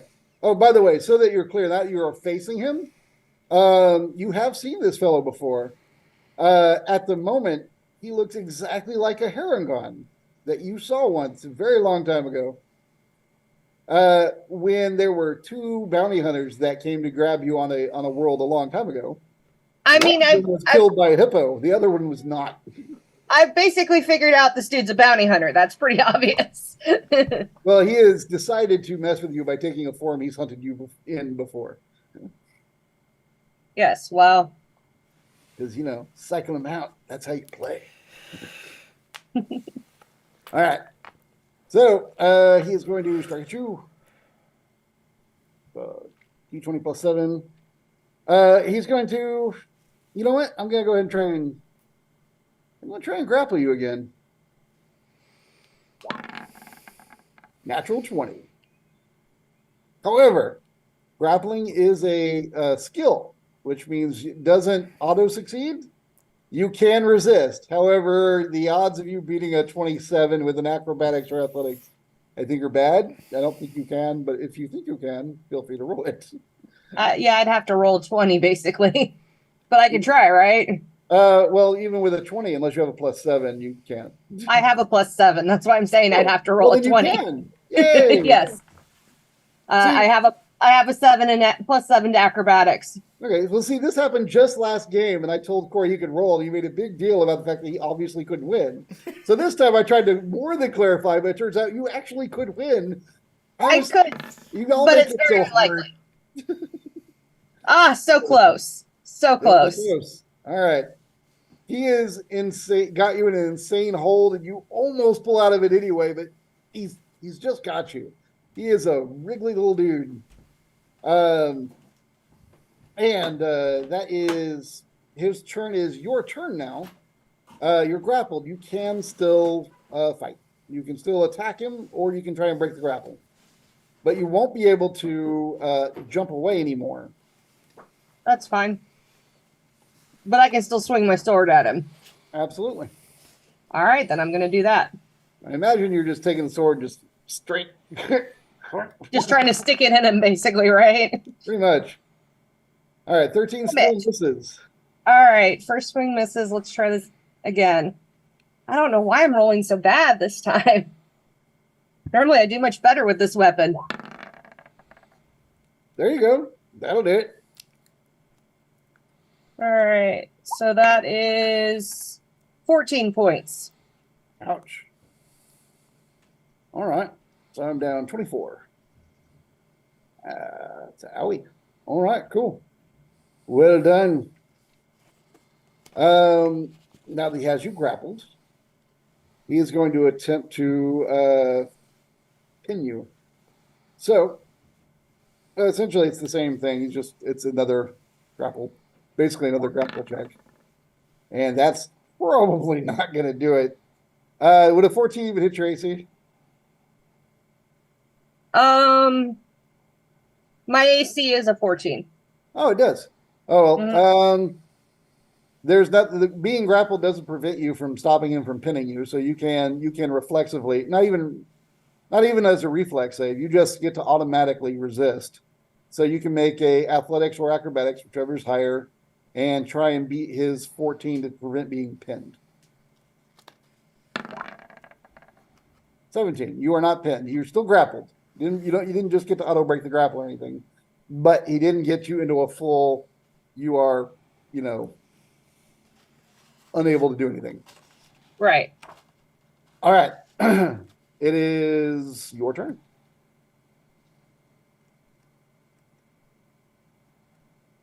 You said it's my turn? Yes. Okay. Gonna try to stab him again, because that's Good plan. I like seems it. like the thing to do. Does that hit? That does hit. All right, 13 more points, and gonna swing again. Or try to stab him again or deeper. I don't know. I don't know in this position what you would say, but. Right. And that is 17 points. Ouch. Oh. So yeah, 30 more points. All right, that should be 54 total so far. Ooh, like I said, if you don't kill her quickly, you're probably not going to survive. He's not doing well. No. You feel his body shift on you. He is going to go ahead and go for another grapple. And he starts yelling, "Help, guards, help! I've got a criminal!" And he's also going to make that roll again to try and pin you. God dang it. That didn't even hit you. You are hard to hit. But he has started yelling for help. And you from what you can see of his arms around you, he now has normal humanoid or normal human pink skin. He probably looks like a regular guy. And he's yelling for help with the guards. You get the idea he's going to try and use guards to help because you are not going down as easy as you'd hoped.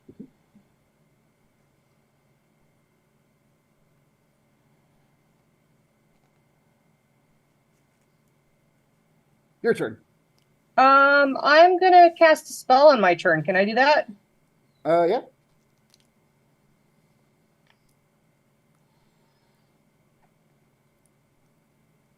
If he managed to pin you, then some gesturing would be off, but everything else would be fine. But he can't even pin you, so you're a wiggly bunny. I'm going to cast Disguise Self on myself. Don't. And I'm going to turn into a male human. And I'm going to start yelling, "Help, I'm being robbed!" Don't. Well done. Well done. Robber, thief, murderer. Use my tricks against me. Oh yes, and I'm also changing the bone sword, obviously, into a regular sword. All right, that's fine. I mean, you want to get the guards involved? We can get the guards involved. He whispers into your ear, "Yeah, but only one of us has to worry about whether this can be slapped off." Because he's a changeling. All right, he's going to try and pin you again on his turn. God dang it, I cannot. Nope. You're rolling as bad as I am today. I swear I'm good at this. I'm proficient in everything. Well, look at all the times I swung at you and missed. That's true.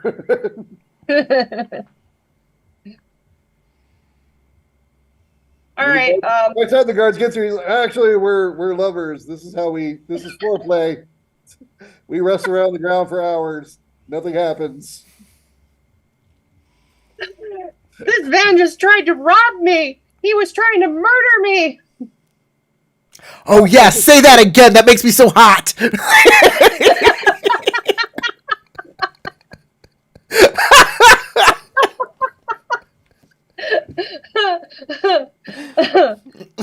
right, so are you stabbing me? You're just so calm about it. Thank goodness you came just in time. Yeah. You stabbing me? Am I what? Stabbing at me? No, I mean, if the guards are there, I'm going to stop. I'm going to be like, They're not there me. yet. They're not there. Oh, okay. Yet. Well, if they're not there yet, then yeah, I'm going to stab them and try to stab them again. But if you look around, you can see, it looks like you see movement in the distance. People are coming. Yeah, that's fine. I'm going to try to stab them again.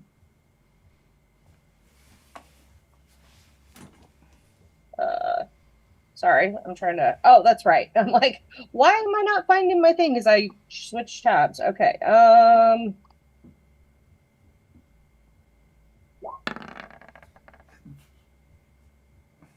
Ouch. Take 9 Ugh. and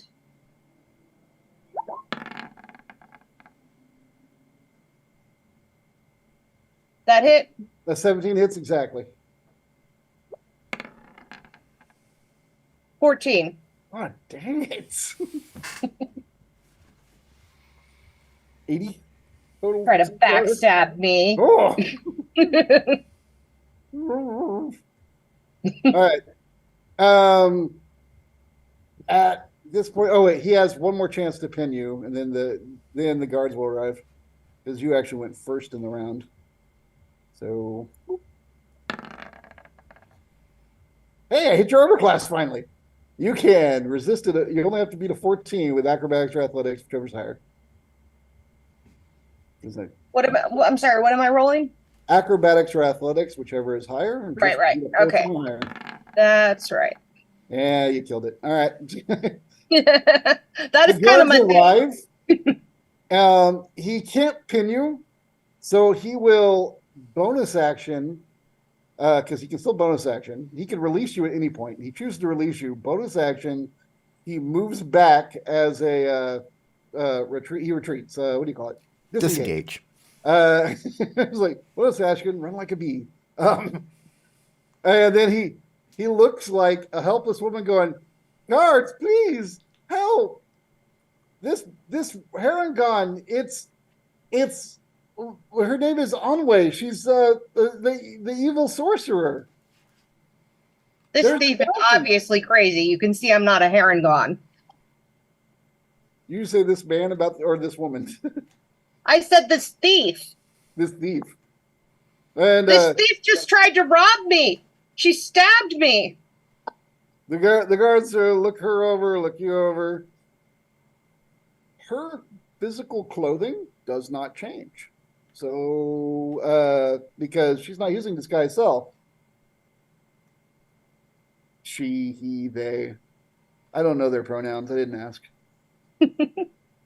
So, but the guard, let's do his insight on the two of y'all, on the situation in general.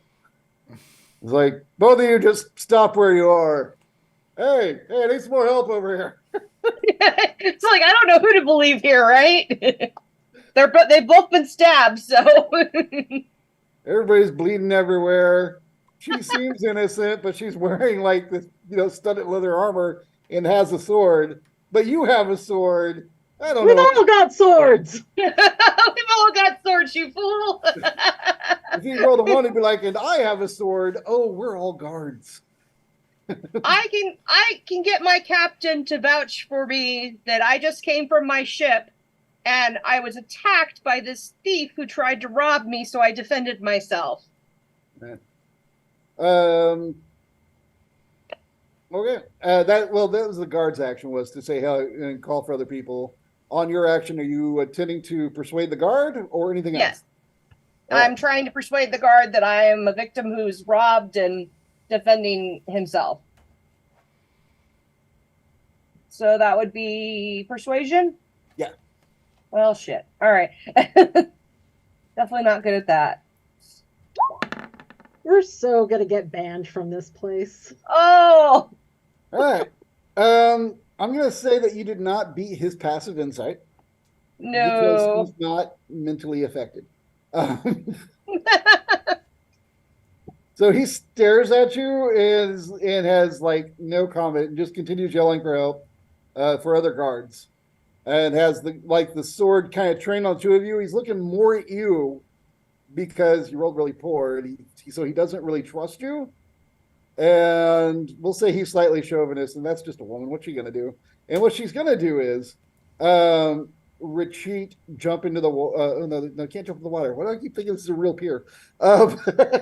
She's going to run off into the darkness. She's going to split.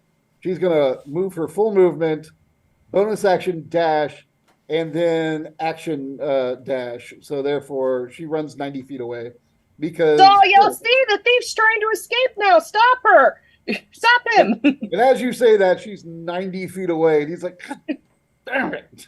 I told you I was the innocent victim here. Why would you run if you weren't the innocent victim? Which is a really good argument as the other guards start to eventually show up. You've got a good cover story, so I'm not going to give you too much problems, but you're going to make it one good persuasion roll to get out of this. Not going to give you any disadvantages or anything for having a weapon out, because the person you said attacked you literally ran away from a guard. So yeah. Just That's don't what an innocent victim would do, right? Don't flub one persuasion roll and you're out of this. One persuasion, you said? Just one persuasion roll. You can do it. I'm screwed. Just pray to the dice gods. You did not flub. You had a reasonable story. The person that you said attacked you literally ran away. And was wearing. And I will offer to have my captain vouch for me or any of my crewmates. Yeah, they're like, all right, they will go. They'll send a couple guards with you to go to where you said to get the vouching from your captain. Dell will. Dell went with them too. Who's still there? Yeah. Eos and Sano are super drunk, but they're like, we know her. Well, they'll recognize the male human that I'm wearing because they see me in that disguise a lot. I will say this, though. The guards know about your crew. Uh-huh. And they have already been told to lay off unless y'all are doing anything really bad. And they really don't know what to make of this situation. So they're going to let you go because somebody paid them 500 gold recently. Alrighty. However, the number of times that'll work is going to go away really quick. No, I get that. All right, so you are fine. Now we cut back to Beetlejuice and Tinker, but Beetlejuice fell away. He must try to go swimming off the dock because it's in space. There he is. He's back. So sorry about Corey, that. My wife is home. You took 12 damage. I did. Yes. No. Okay. for leaving. That's what you get. My wife came home and she wanted to greet me. What can I say? Aww. That's so sweet. That's adorable, but she needs to get over here and greet all of us. I'm just saying. Also tell her I said hi. What am I doing? Where am I going? All right, y'all were following the boy. That is true. The boy. We're following the boy. He goes back through town. He goes to a rich area of town that is not far from that temple district that y'all have definitely visited before. He's aware of Tinker. So at a certain point, he's going to stop and just try and hide to get away from Tinker. Because he's freaked out that she's following him. So I'm going to have to make his stealth check at disadvantage because she's looking for him. It's not like, I mean, I'm going to duck behind this. Maybe she won't notice. Have we rested since the battle? I can't remember. Let's see. He's gonna. Since last game, yes, we rested. We said it like 3 times. Oh, it's a disadvantage. So while that was a good roll. That's still a good roll. 18. Wow, that's not bad. What are you rolling for? Because I'm following. He's still hiding. I have to. Oh, he's hiding from Tinker. I know that, but you're still hiding. You're hiding. Like, I should. No, I see your logic. Like, there was a chance he could have hidden from you by accident, unaware where you were. Exactly. But Tinker, I'm hiding from you. I need you to make a perception check. Because you were actively following me, so I rolled disadvantage to hide, but you were actively looking, so... Okay, I was investigating my spells. Well, it's perception to spot me. Oh, but you don't. It doesn't even matter. All right. So basically, he ducks behind a series of like trash bins, and then he manages to like scoot under some bushes, and he starts just you hear the Mission Impossible music playing as he goes, and Beetlejuice, you see where he went, but you're also aware that Tinker did not. Are you going to keep Tinker in on this? Or are you just going to move on and keep following? There's no way I can signal Tinker. She doesn't see me. That's true. And you are the opposite of capable of telepathy. You are incapable. Yes, You are telepathy proofed. All right. So you can follow him. Yep. As you follow him, back to like a really rich area of town. You see a mansion. Once he thinks no one's following him, he stops skulking and he just walks like normal. He like takes the hood off, shakes it out, tries to look normal, and just kind of smiles at people while they're going by. A kid is when they're trying to be like nonchalant, where they're overly nonchalant and they just kind of like smile at people like, "Hi, everything's normal." And people just kind of side-eye him as he goes. And he makes it back home. And like I say, it's a big mansion in this, rich area of town. Boy, that was really suspicious. The mansion is, it's odd-looking, almost like an ivory building. And the back half of it is one really long, or really tall, I should say, cylindrical tower. That comes to a point, and it looks very strange architecturally. Like you're not sure what this room would be for. Why would someone have a large cylinder that comes to a point? But I want to say like it's like 5 stories tall. Like it's very wide at the base, and just pointy at the top. Obviously, it's a space bridge. It could be a space. It opens up. There's a beam of light. It's a weather dominator, sir. You're way off. All right. So, and then the front of it is kind of like a bubble shaped, but also that same white, whatever that material is that the building is made of. It's the size of the other mansions around it, but the shape of this building is very odd. But there's a circular. It takes you a moment to realize it's almost like a. Have you ever seen like a Hobbit building have those circular doors? Cob houses. They're like, that's like an almost quaint architecture in a really weird space age architecture. squished right together. And he goes through that little burrow opening and into the place. There is a guard standing out front that doesn't seem to even look in his direction as he goes by. The guard doesn't look human, looks more mechanical, like Nomus or Heskis, except maybe 6 feet tall. It's a giant auto gnome, which comes out to normal size. Like a Warforged? Yes, exactly. We met one before. It was a druid. Oh, that's right. I forgot about the druid. Something Ironjaw, I think his name was. Yeah.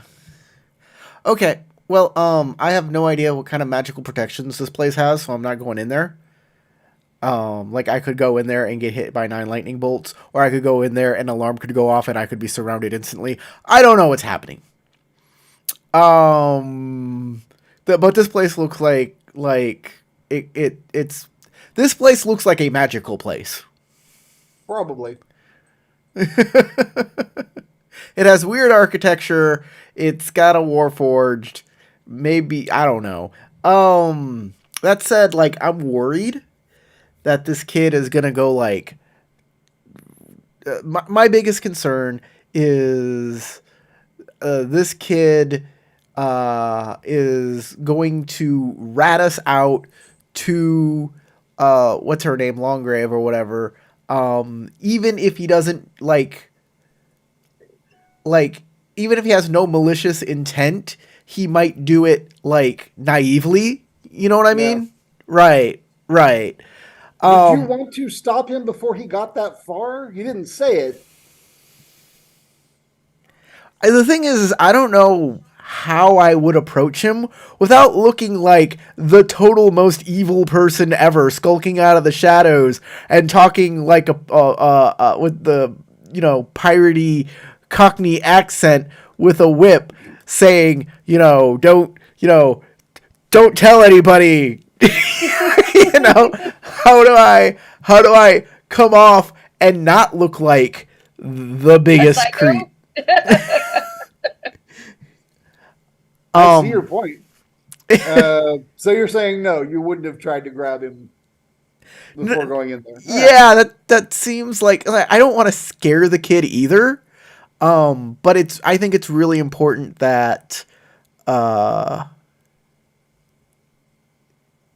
you know what? This is fine. Now we know where we can send the letter. I'll make a note of what this address is. Okay. And back to the ship. Yeah, and now we can like correspond with him maybe, and that'll be a much more friendly way to talk and like make sure that he's not and we'll send our letters through an intermediary that will be hard to track back to us on the ship.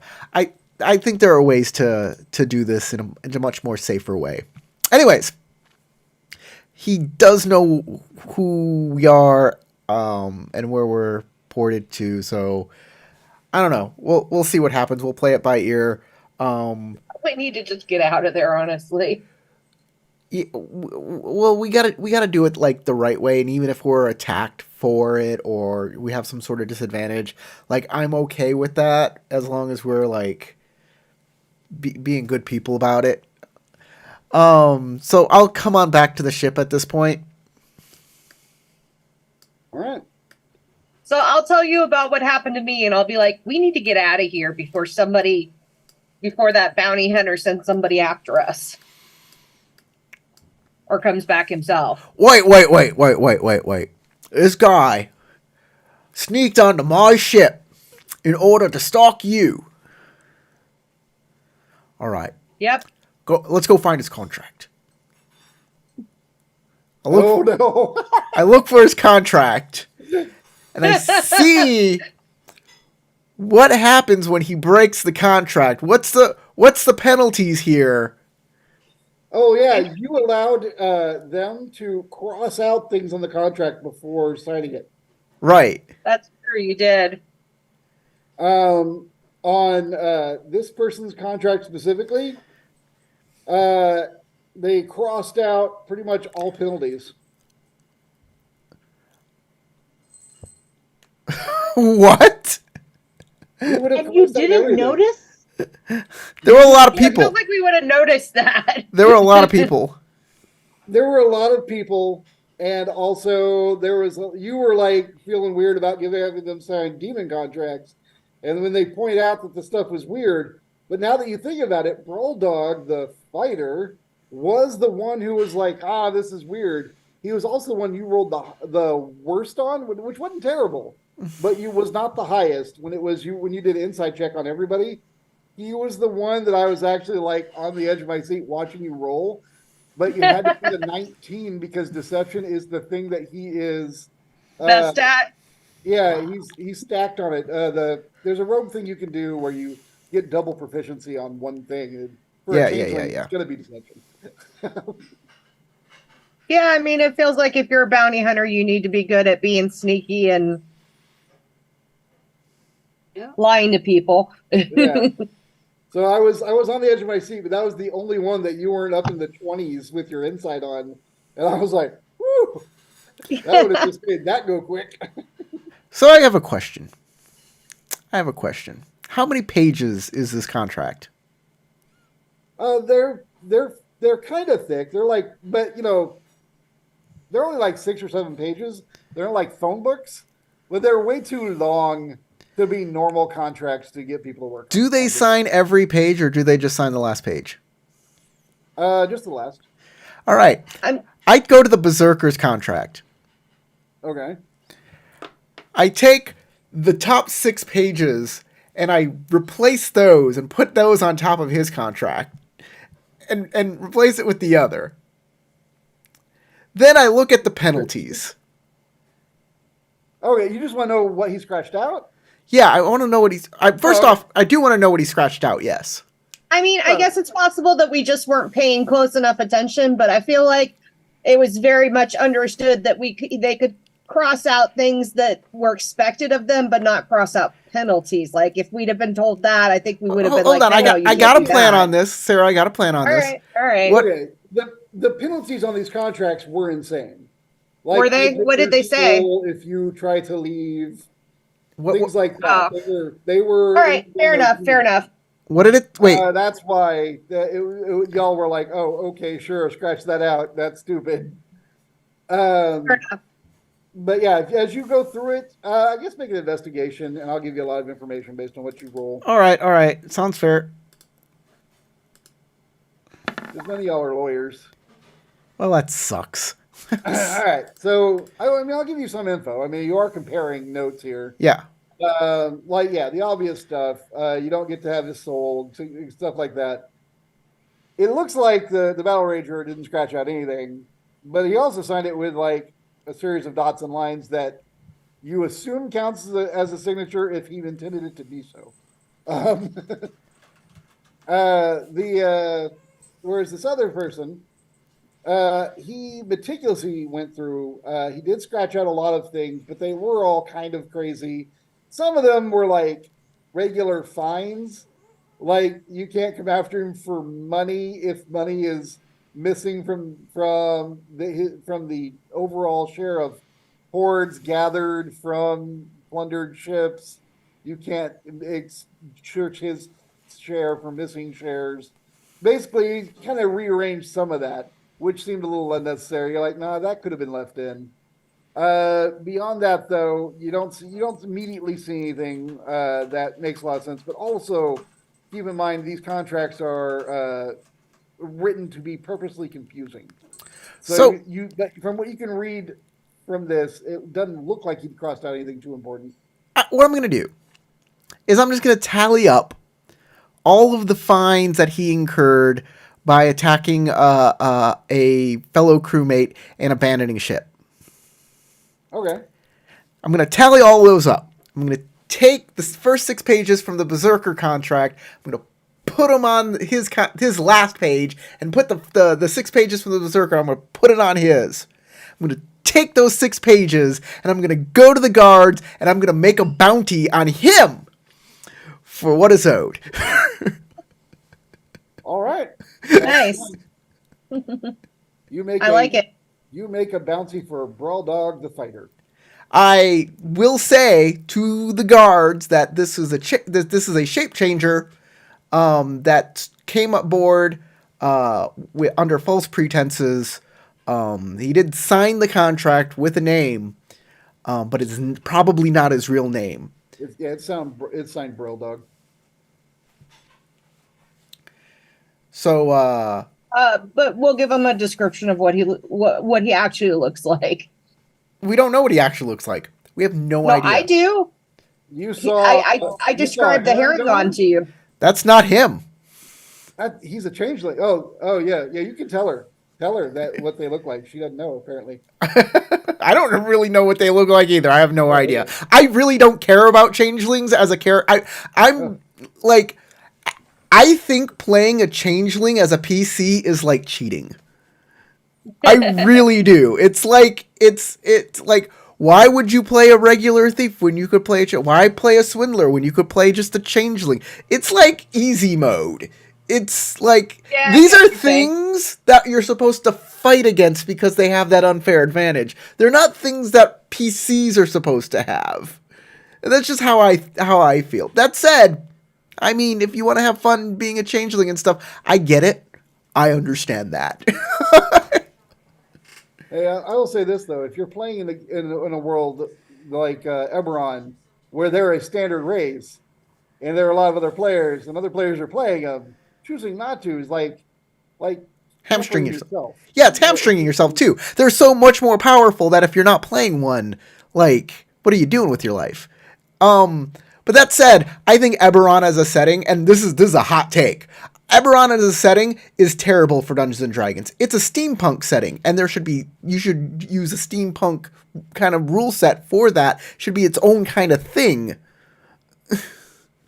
It's not Dungeons and Dragons. All right. So, you can go and you can turn that in. They will take your information and they will write it down, and they'll tell you there's a fee associated with setting up the bounty. Sure.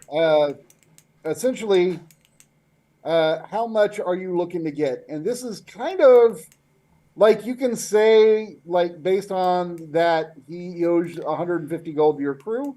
If you'd like to increase it and say his damages to Eudora are greater, whatever bounty you're willing to set, you have to put down a 10% now. Right. And then whenever they show up with that, it's expected you're the one paying. Right. What is Eudora's bounty on her? I think it was in the thousands, like 2,000. Wow. Okay. I can't. I don't want to. 10% of that is like 200 gold. Jump with it real quick. You've got enough money right now. I do have enough money right now, but I gotta pay people and stuff like that. I don't know if you know what?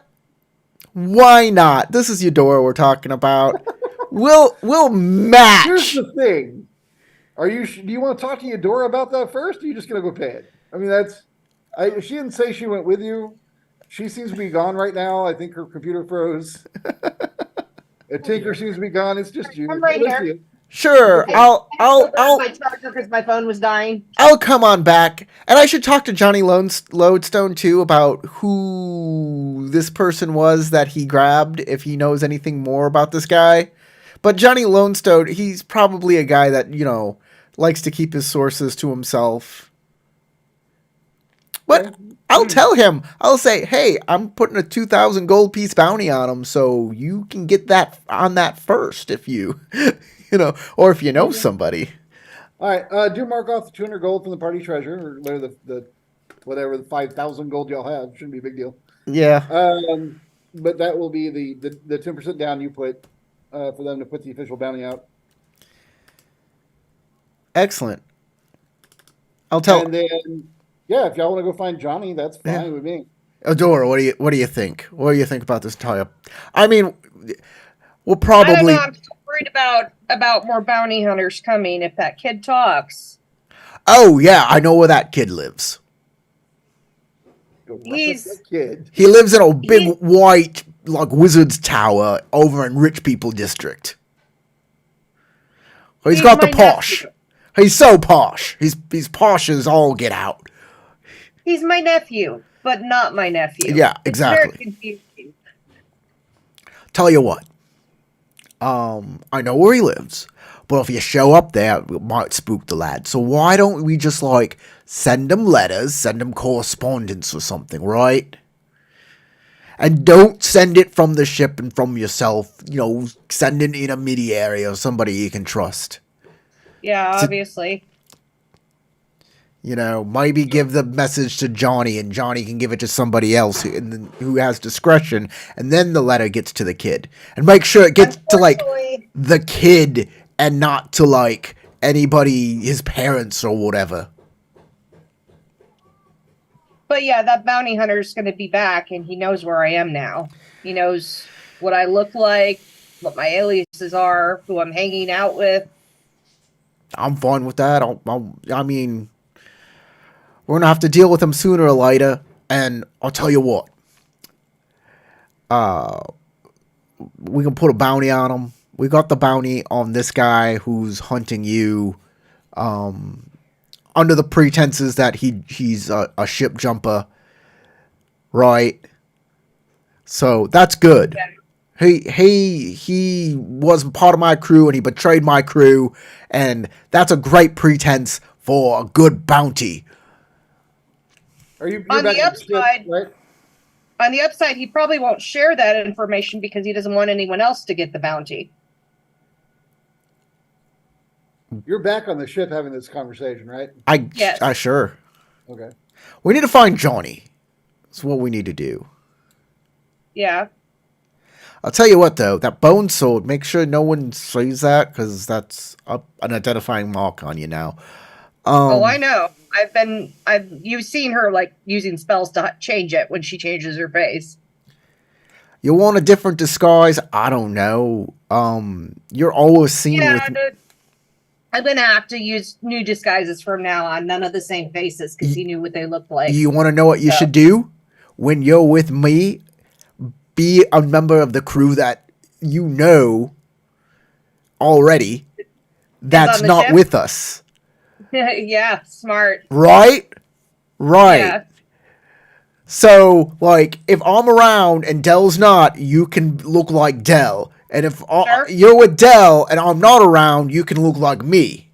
Yeah, that's a good plan.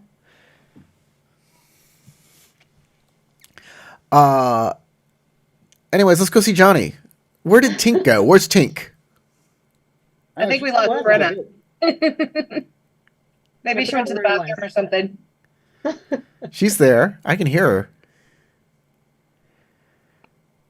I think I broke my camera because I hadn't realized that it keeps sliding off to the side. It fell.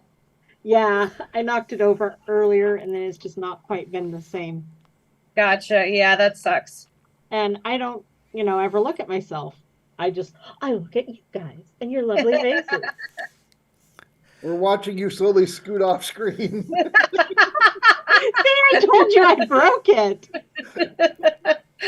There she goes. Bye. So, Tink, what do you think about all this? God. Tink, where you going? Come back! We lost Tink.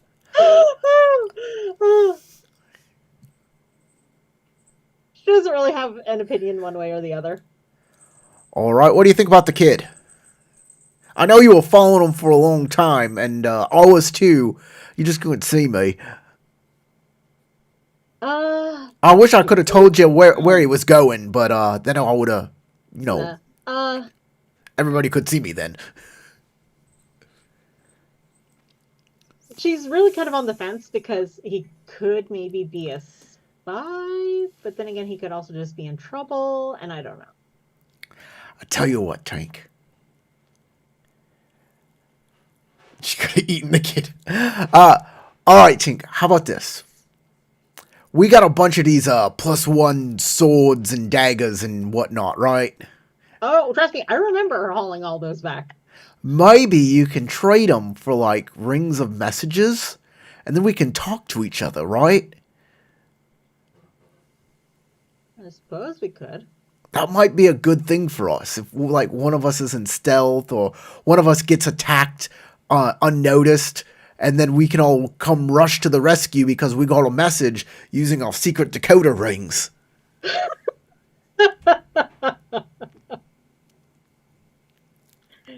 All right, secret decoder rings. I love it. I mean, it could be a ring, it could be a bracelet, it could be a necklace of sending, it could be no. Just don't make it a headband because I'm already wearing a hat. You just don't see it. You can't see me. So like a ring of messages or a necklace of sending, a wand of telekinesis or something like that. Probably not telekinesis. Oh, telepathy. Telepathy. Telepathy.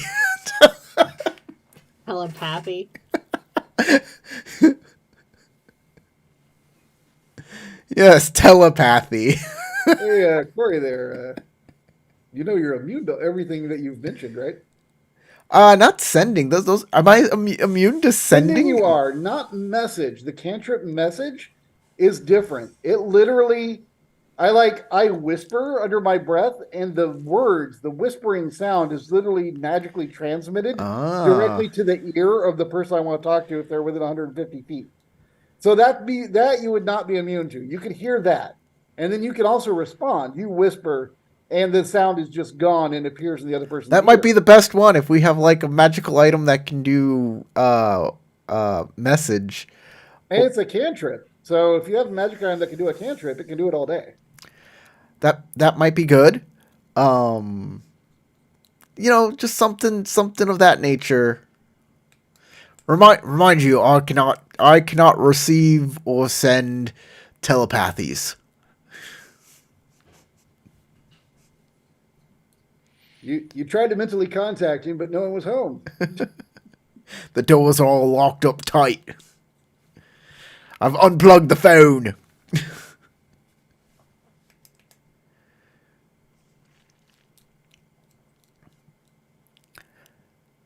So So you all want to do a shopping trip now or a shopping trip next game? Because we got 13 minutes left. Next game. Let's talk to Johnny. Let's end this out by talking to Johnny. Let's go find him. Okay, y'all can go find Johnny. Sleep the night, get all your hit points back, and go talk to Johnny at the Happy Beholder with Luigi. Luigi. it's me. I don't know why. I decided he probably sounds like a hut because I don't know what beholders sound like.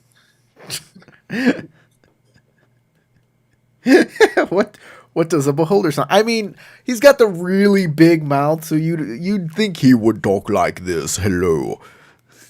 But I mean, it's his brain voice too when he talks to you, so it could sound like anything. Really anything, yeah. So yeah, but it said he was happy, so I imagine he laughs a lot. Like that old character we had a long time ago, Happy the Hut Cook. He would I remember him. He would laugh. Unless you like offered him a really bad deal, he would laugh a lot. Oh, and then he'd be like, "I'll give you like 13 credits for that," and then he'd be like, you get like super quiet and serious because you gave him a bad offer. All right, so you are at Luigi's, the Happy Beholder. Johnny usually comes in around happy hour, like between 4 and 6 in the evening. So you've spent the day doing whatever you want to do. We can say you went shopping already if you want. We'll work that out during downtime. Mhm. However, if you work out shopping in downtime, you get no discounts because you did no roleplay.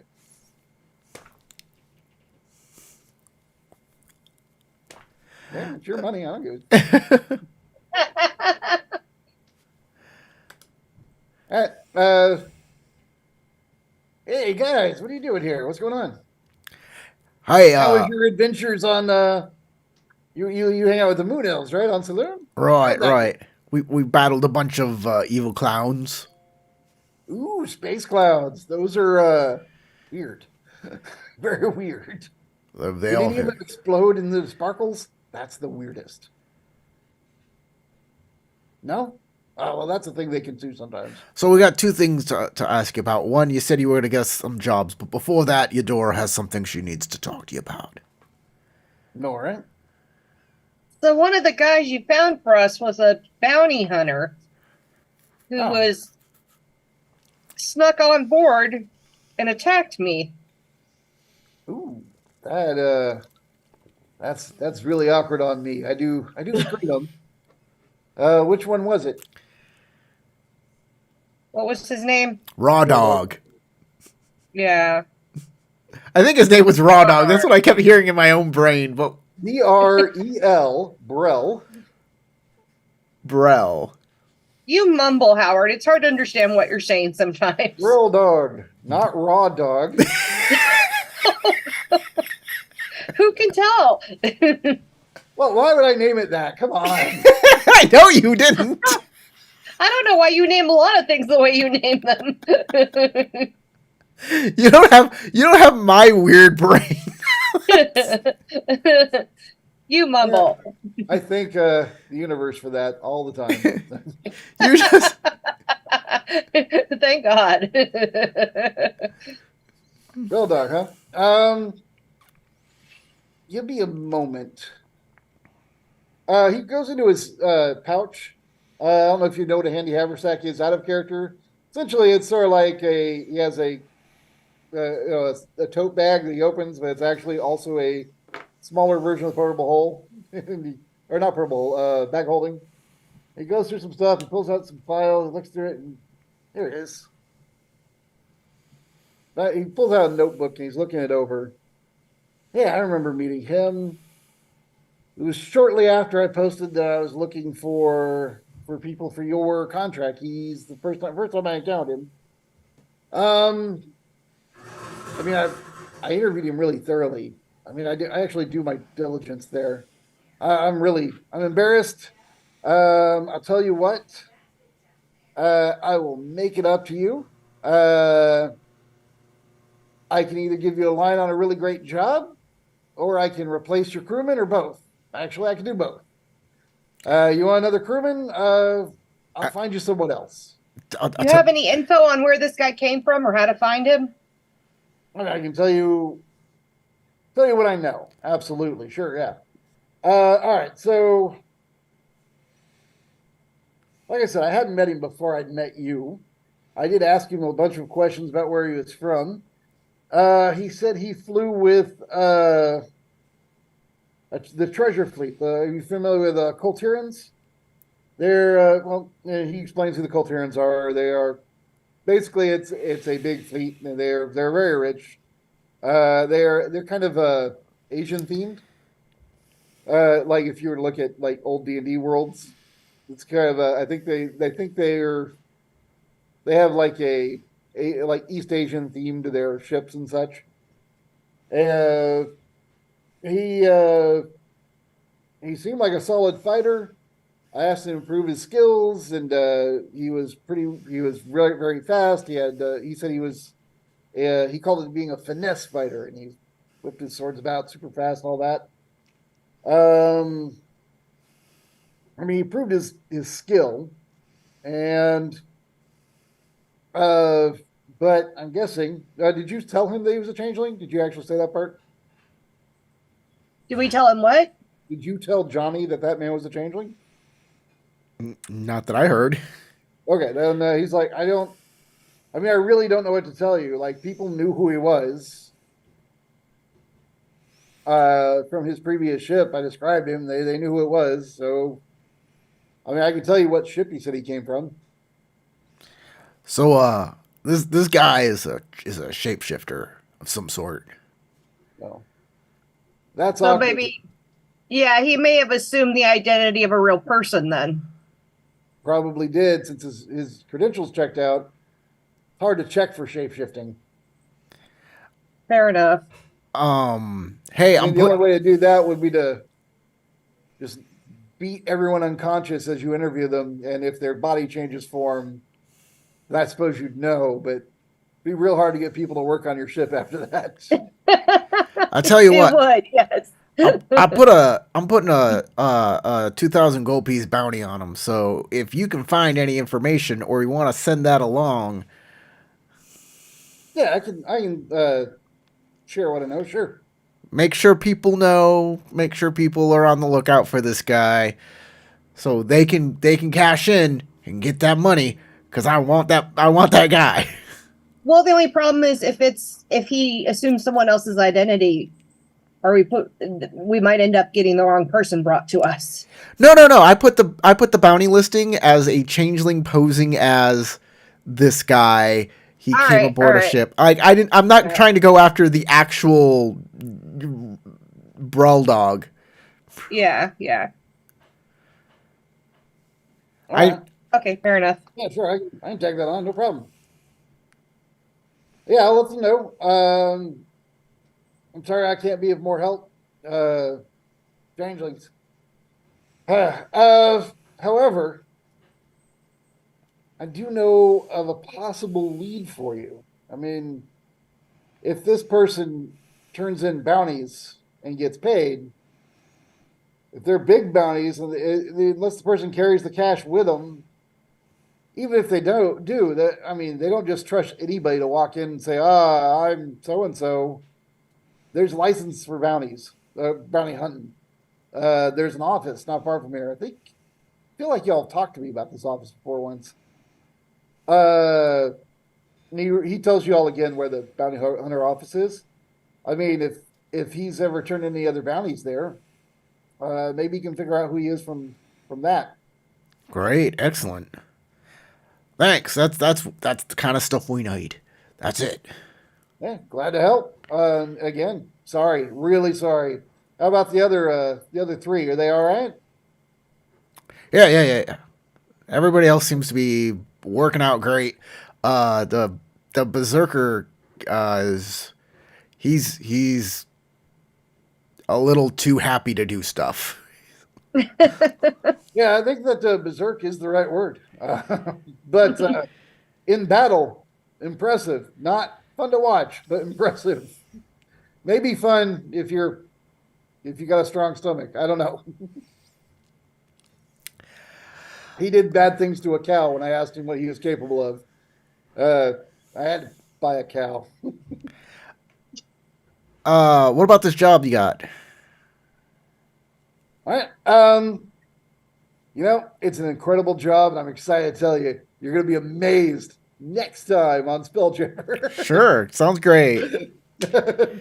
Sounds wonderful. Hey, thanks for watching, everybody. If you watch this all the way through, you obviously like to hit that like button. We do this every Monday now. We are changing our days to Monday, so thank you for joining us. We will be back. Subscribe. And from Brenna, Sarah, Howard, and myself, I'm Corey. Go roll some dice. And we're clear.